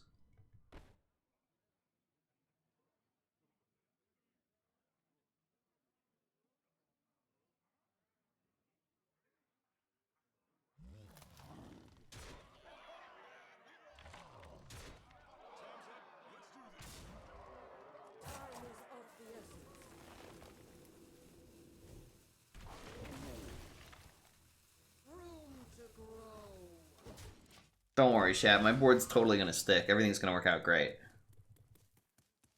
Jimbo, thank you for 32 months.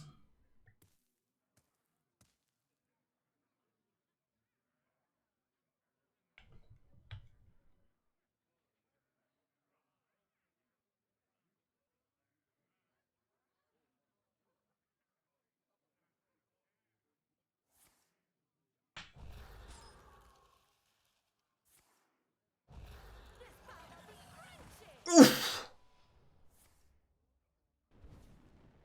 This was unkind.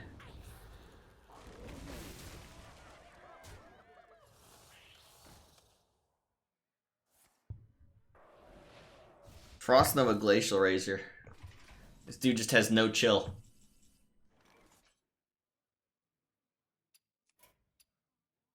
Seven plus 1 is 8.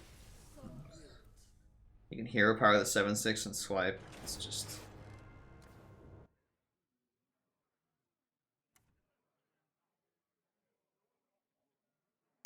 Wish I could help you with NordVPN, but I already have it. Cool. I'm glad to hear I'm endorsing a product that you like. Don't worry too much about helping me. We're doing alright. You guys have done enough. Support is appreciated, but unnecessary. Okay, I'm between Exerciser and Astral Portal. They both go well with goggles. I'd say Exerciser's more powerful. The question is it going to interfere with my weapon stuff? And the answer is, what weapon stuff? Take the more powerful card.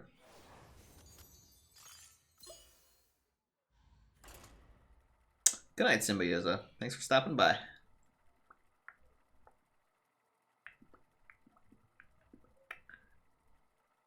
Portal's more fun?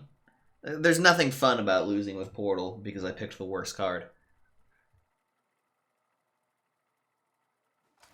And for the record, yes, I am still salty about that time I was going to go 12-0, but my opponent played Portal on turn 3, rolled a charge in his aggro deck that pulled an 8-drop with Death Rattle.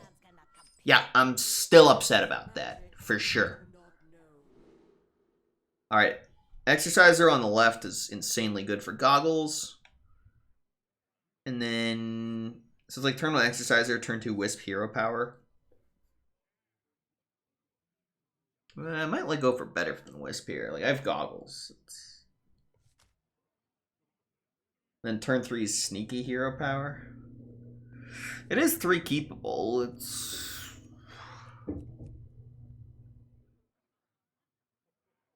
Alright, we're gonna go for better than Sneaky. No, these are all... This is a good 1, 2, 3. It makes sense. Get completely annihilated by Caltrops, but who plays Caltrops? That stuff sucks. His passives are a little better than mine.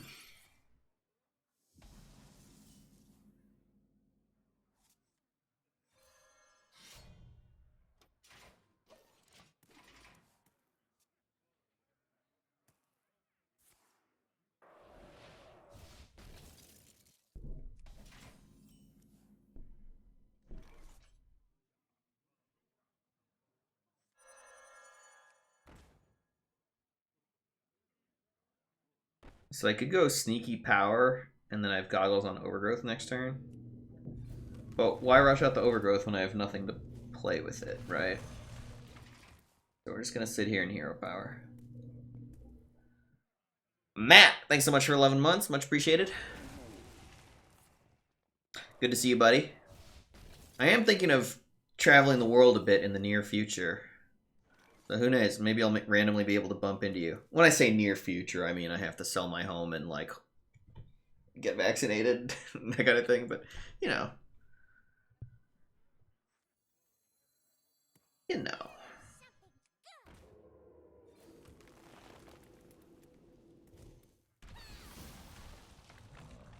But yeah, my intentions for the next couple of years involve a lot of exploring the world.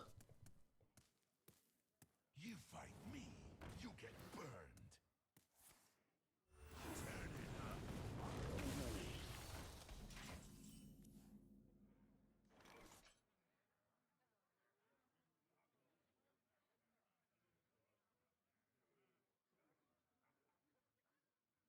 Silence stops the freeze.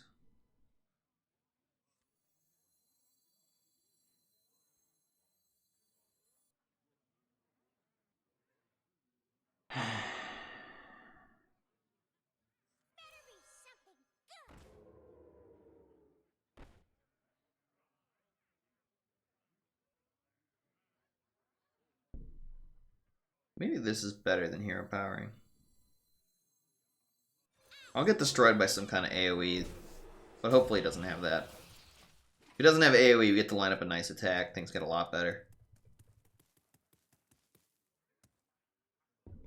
When I come to my actual home, God, that would be a delight. I would love to.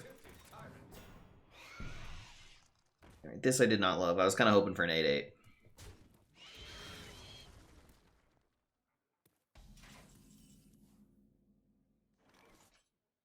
So here I gain 3-3. Here he loses 4 health. This makes me a little wider for my Mulch Muncher, or for my Supercharged Power of the Wild.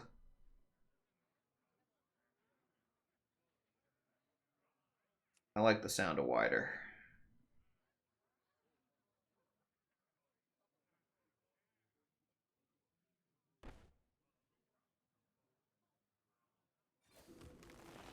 Oh, I should have weaponed first and pushed 1 free face damage. Ah, nobody saw shit.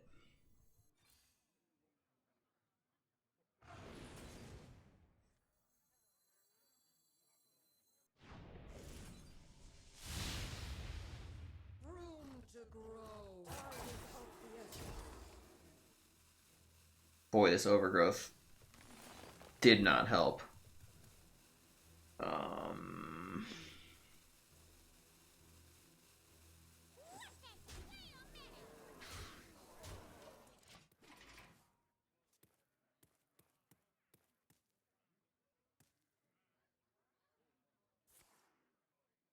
Your team, your team, your team. Oh, he's not double time. Who am I kidding? Calm down, Zalay. Everything's okay.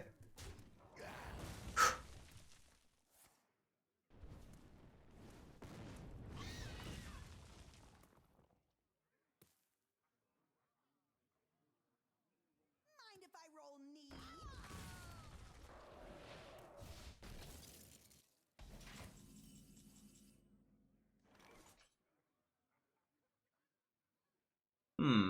Not a lot of great targets for the hero power this turn.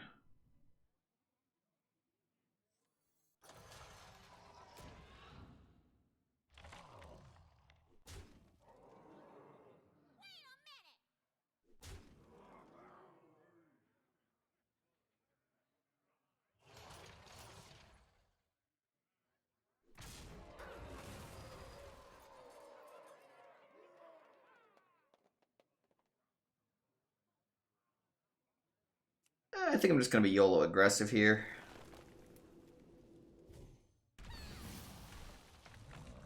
I really need value.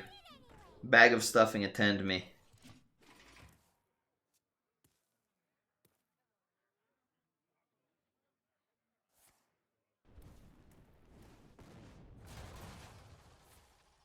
Oof.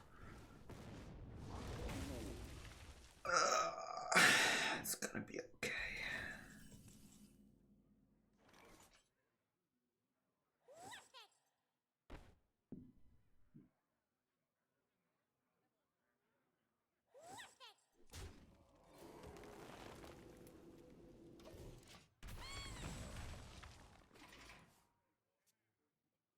Surely with 7 mana and 6 cards, there's nothing you can do to beat a pair of 2/2s. It's gotta be impossible.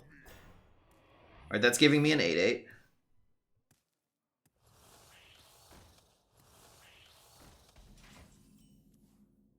Oh shit.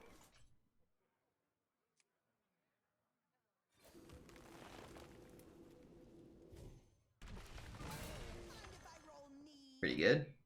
I check Counterspell with this one to protect my Aeroponics.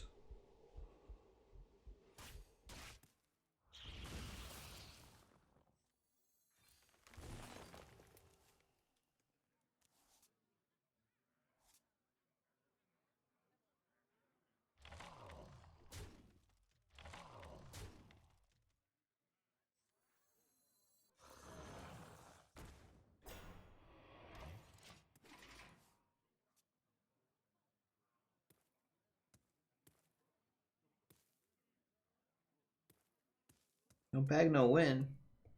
Well, I could win without a bag. Anything's possible. He doesn't have much either. We're both, you know, kind of in desperation, low value top deck mode. Anybody's game. Probably his game. That's a lot of value. Turned on Beaver an hour ago and I just blacked out. Okay. Oh boy. Oh boy. Oh boy. Oh boy.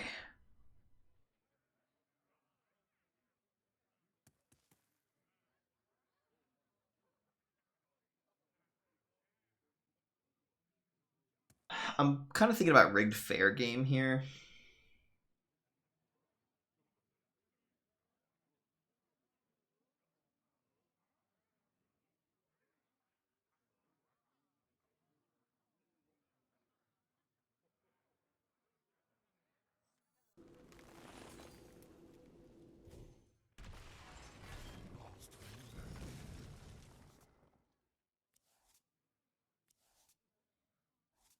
Damn, that mulch muncher. Okay,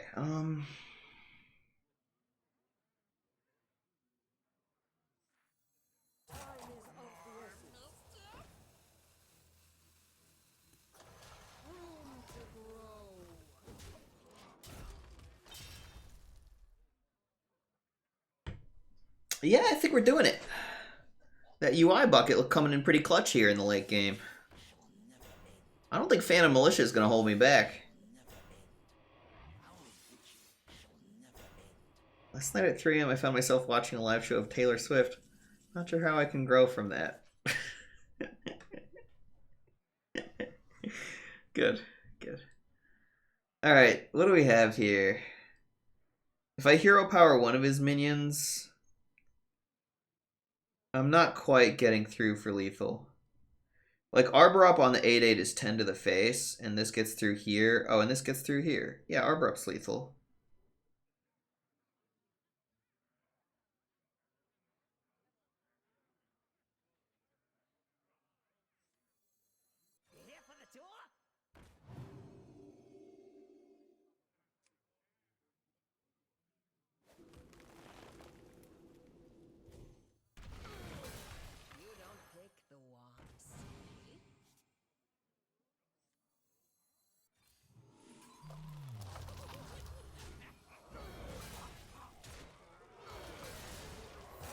Ice block?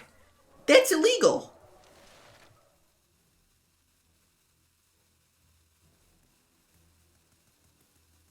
Alright, what do I play here? I think I want to get this out of the way so that I can nourish with the discount.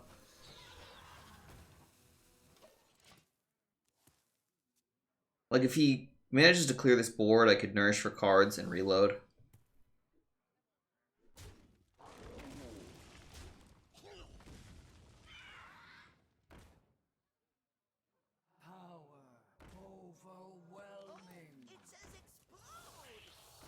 Alright, he appears to be murdered. Nice ice block, you're still dead. Whew.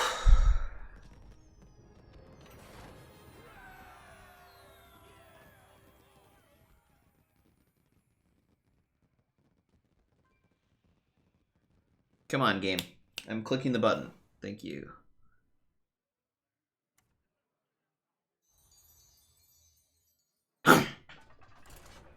Killing! One more. Just give me one more win.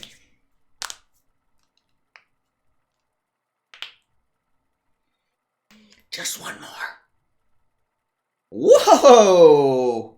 The gift subs! Thank you so much, Matt. 10 gift subs. Damn.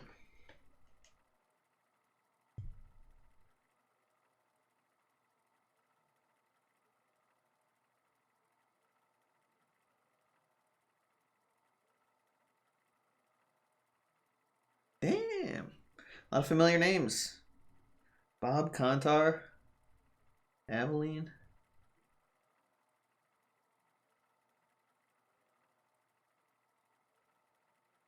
Whew. Got my subs straight from the Bezos. Good old Bezos. Just giving out free money for everybody.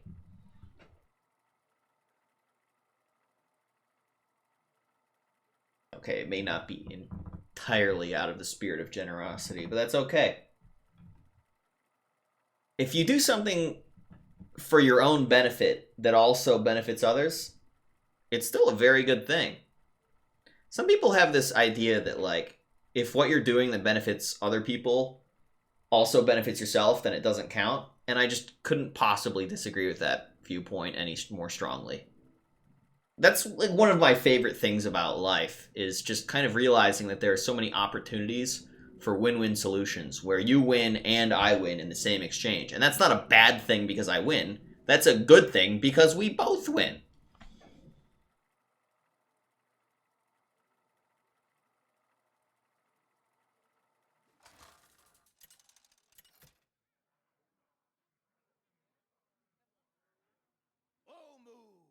Versus Willow. You agree as long as you win more. I bet you like Bloodlust, Mr. Win-More guy. Alright, Haunted Creeper with goggles, sure.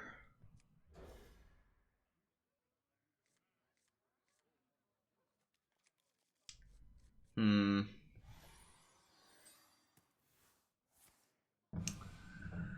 1 Creeper Desk Imp, turn 2 Coin Arbor up. He's Sticky Double Time.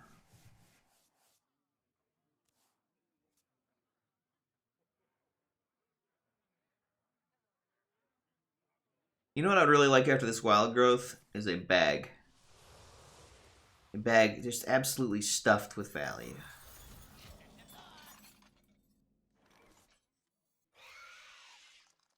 Another play was Desk Imp Coin Hero Power. Okay, I'm not going to play the Desk Imp because then he can value trade it and I have fewer things to Arbor Up buff. Instead, I'm going to go turn 2 Desk Imp Coin Arbor Up.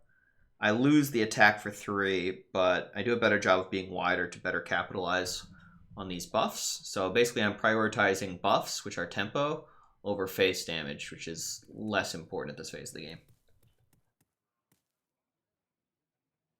I'm prioritizing tempo and value over chip damage. Oh, he missed! Does he float the mana? Oh, he floats the mana too! Everything's coming up Zillet. Oh, chat. You guys seeing this? Arbor up, baby. Super powerful. And one of these goes face, and the other one trades with his face.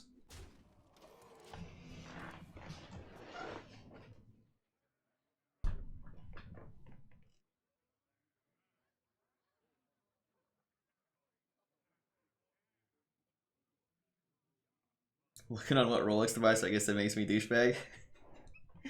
Hey, you know, if you can afford it and you want it, there's nothing wrong with that.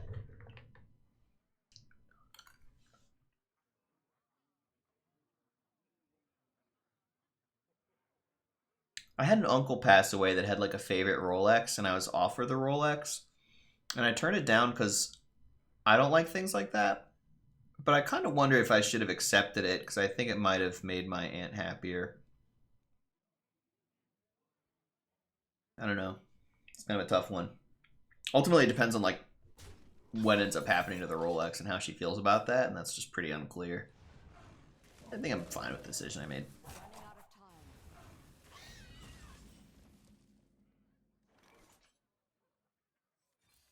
So, which minion am I hero powering? A 3-4 or a 4-2?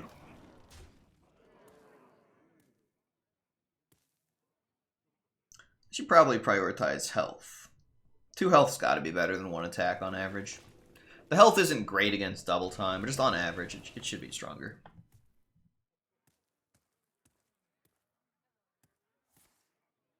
Goodbye, board.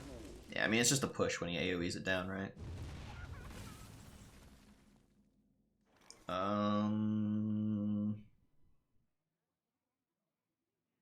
So this would be a 4-3 and a pair of 2-1s.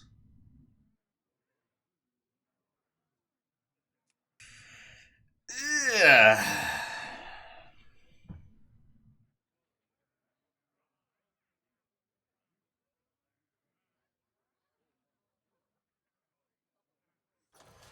I have this fantasy where I top deck something that goes wide, and then the Arbok really pops off. Both plays are an 8/8 now, but I think this play gives me better top deck potential.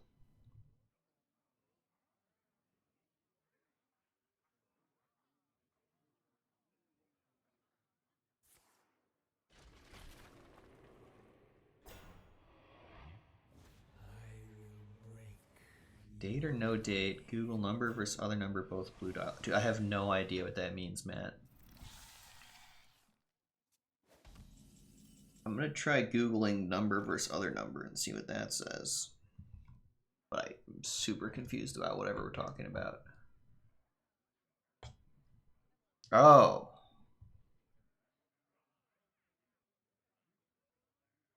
These are different Rolexes?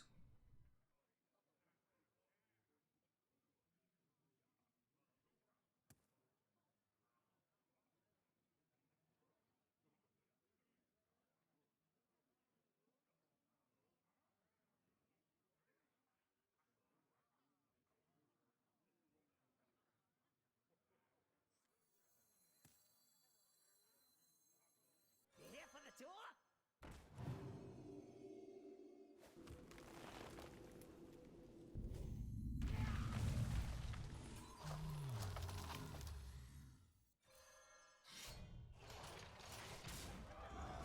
Does this punch? Time is of the essence. That is such a definite maybe.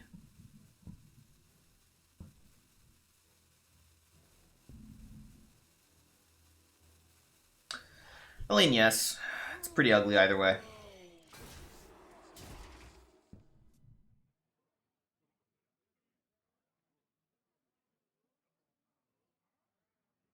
No date. Ones with a date are more expensive to repair down the line. Well, that's an interesting way of looking at it, Megal.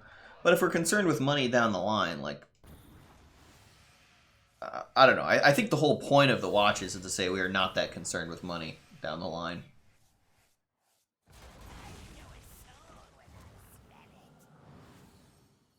Why would I punch? I like attacking. He had less health that way. Make sense now?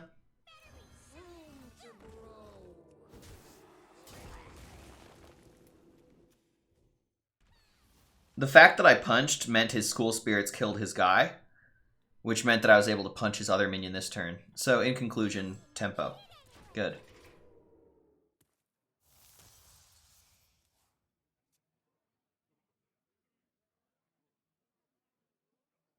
Punching made it so he had less health on board.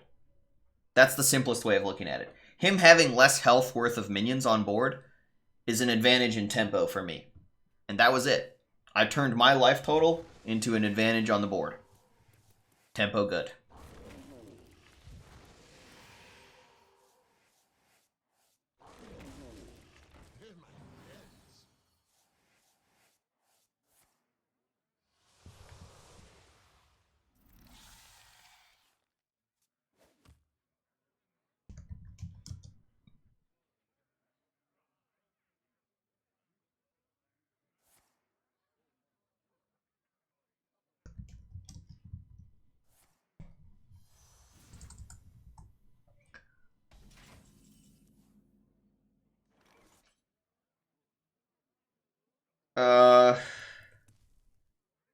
You know how I say I don't want to be a quitter? Okay, don't quit, Zalay. It's gonna be okay. We're gonna like attack. Wow, genius. This is gonna be a 3-2. This goes here. And perfect. Wow, I nailed it. No way I lose from here. Okay, let's look at these Rolexes.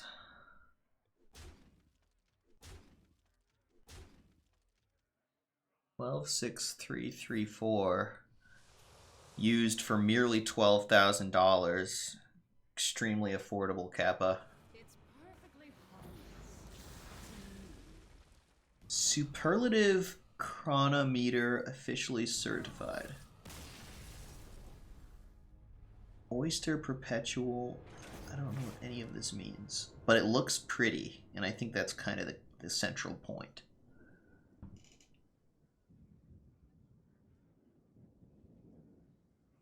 versus this one. Oh, I somehow didn't win that game, which is very unusual. I thought for sure I was about to win.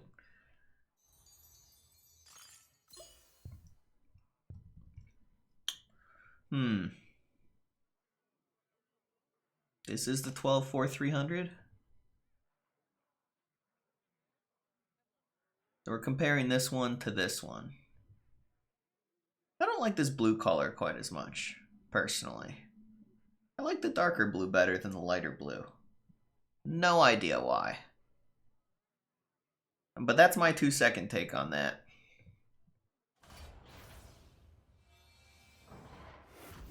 Put him on screen, do a poll, I'll gift another 10 subs. Alright, counter offer. How about I put him on screen, do a poll, and you stop gifting subs because you've been more than generous enough already.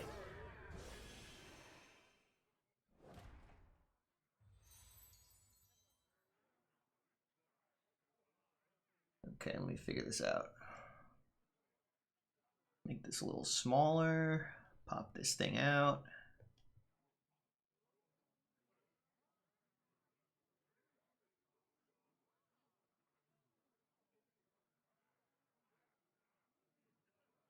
I like this whole crowdsourcing decision thing. When in doubt, ask the audience. I suppose we should ask the question of what is the intended purpose of this watch?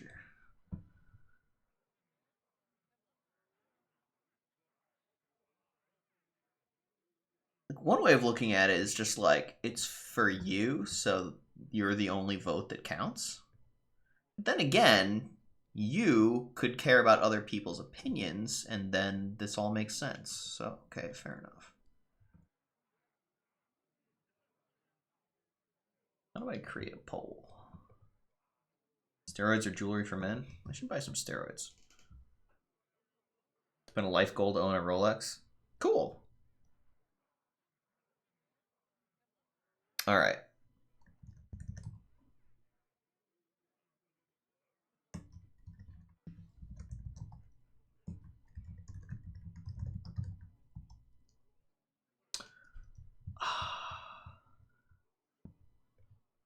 Okay, what we could do is start a prediction for it, because I know how to do that. And we're going to name the prediction, pick the better watch. And then the first one is going to be lighter blue, and the second one is darker blue. But try not to make your decision too much based on just the color of the middle. You're supposed to weigh all factors in this decision.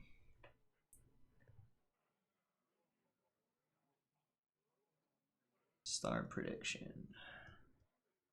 So there you go. Bet your channel points on what the better watch option is here. Date or no date as well. You can just do that one in chat.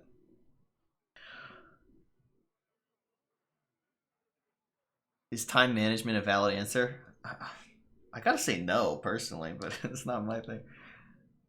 I'm gonna pay out the prediction. I'll just refund. That's a good suggestion, Joe Dave. I didn't think about that. Yeah, I should definitely just refund.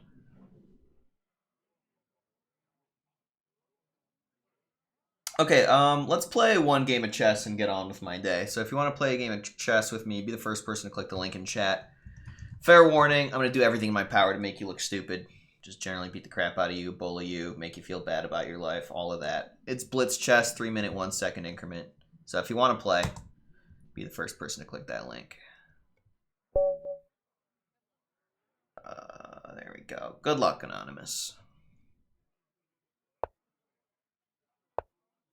Prediction outcome, lighter blue wins the popular vote. Actually, no, darker blue wins the popular vote. Lighter blue just had more points invested. Darker blue got 26 people. Lighter blue got 9 people. But the 9 people that said lighter blue had more points to throw around. So interpret that how you will. All right, choose outcome. How do I delete? Oh, delete. There we go. Delete and return points. Nailed it.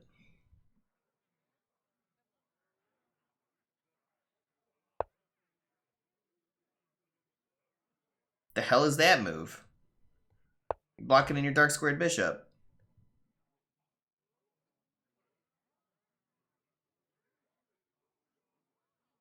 Have I played in Pog Games? I don't think they'd let me.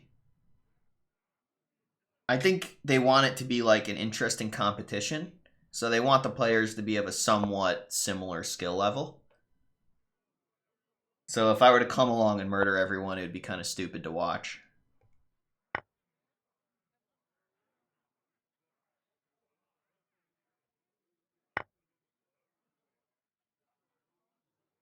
How do I feel about knight g5? A definite maybe. We're touching his queen. She birdie. Just pretend it's your first time. I think it's a little late for that. My FIDE rating's public information. It's a little late for that. This is a good move, covering that d4 square. I would have liked to make this move, but he stopped it. So well played by him on that. I'm just defending my knight. Maybe I'll go f4 next, opening up my rook at his queen. Nobody tell him he can go h6. Thank you. Thank you. Oh, we saw the f4 coming. This guy's a genius. He's a mastermind. Alright. Well, I appear to be not winning from making good moves, so I'm just going to make fast moves and see if he starts losing on time.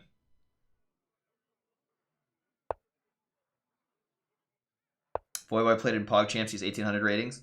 Yeah. So 1600 at the time. There's a couple things with that. One is 1600's quite a bit not as good as me, and two is Voyboy is way more famous than me, right? The whole point is to get viewers to watch the tournament. That's what tournaments are for, is to create an entertaining experience for people to watch. This move is pretty damn suspect, but I made it. So how do you get people to watch it? Have famous people in it. Have a quality viewing experience.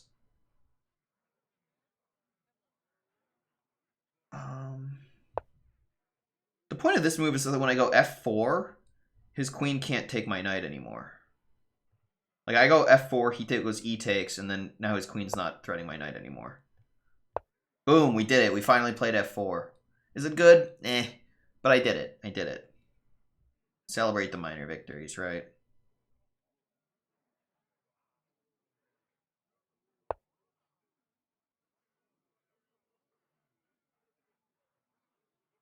I want to see where this goes.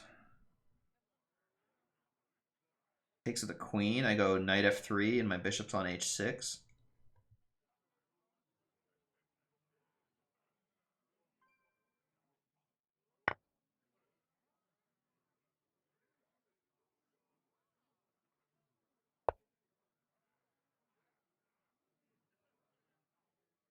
So he goes queen g7 to cover h6. And I go bishop d4. It looks like I'm in good shape here. I like what's going on. Also, he's running into time trouble now, too. So his problems are compounding. What does he go? Queen h7? That's a stupid-looking queen. But what else can he do? f6? Yikes. Ugly.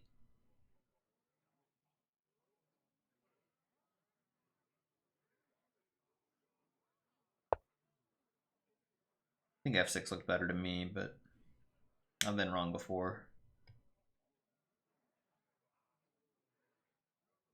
I mean, I guess this just grabs space. I don't see any immediate problems with it. He appears to have hung a piece. That'll usually end the game in my favor.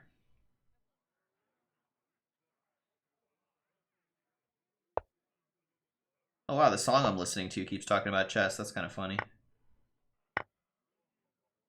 Thanks for the queen.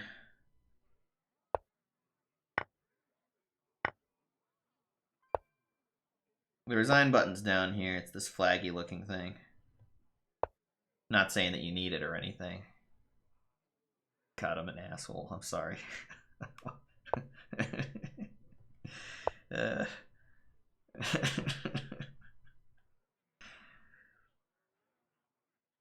I watch the Queen's Gambit? I actually have. Yeah. Wow, that voice crack. Yes, I'm 34 years old and my voice cracks. Hello. My name is Paul.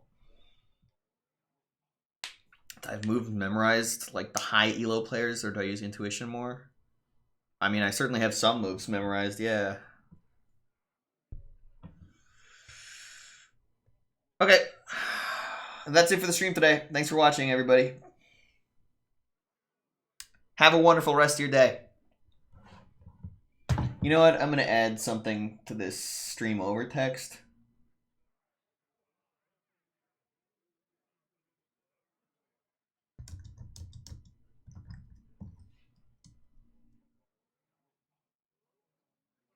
Go for a walk! Exclamation mark. I've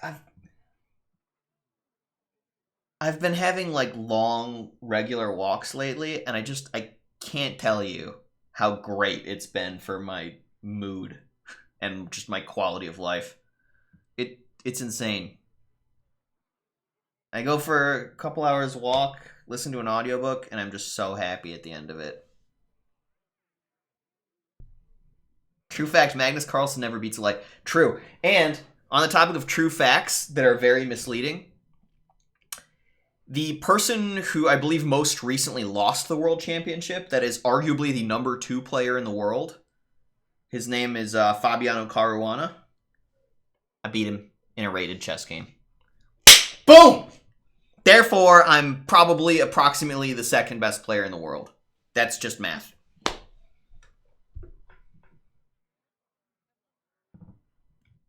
He was a very tiny child at the time, and I was like more of an adult. Anyways.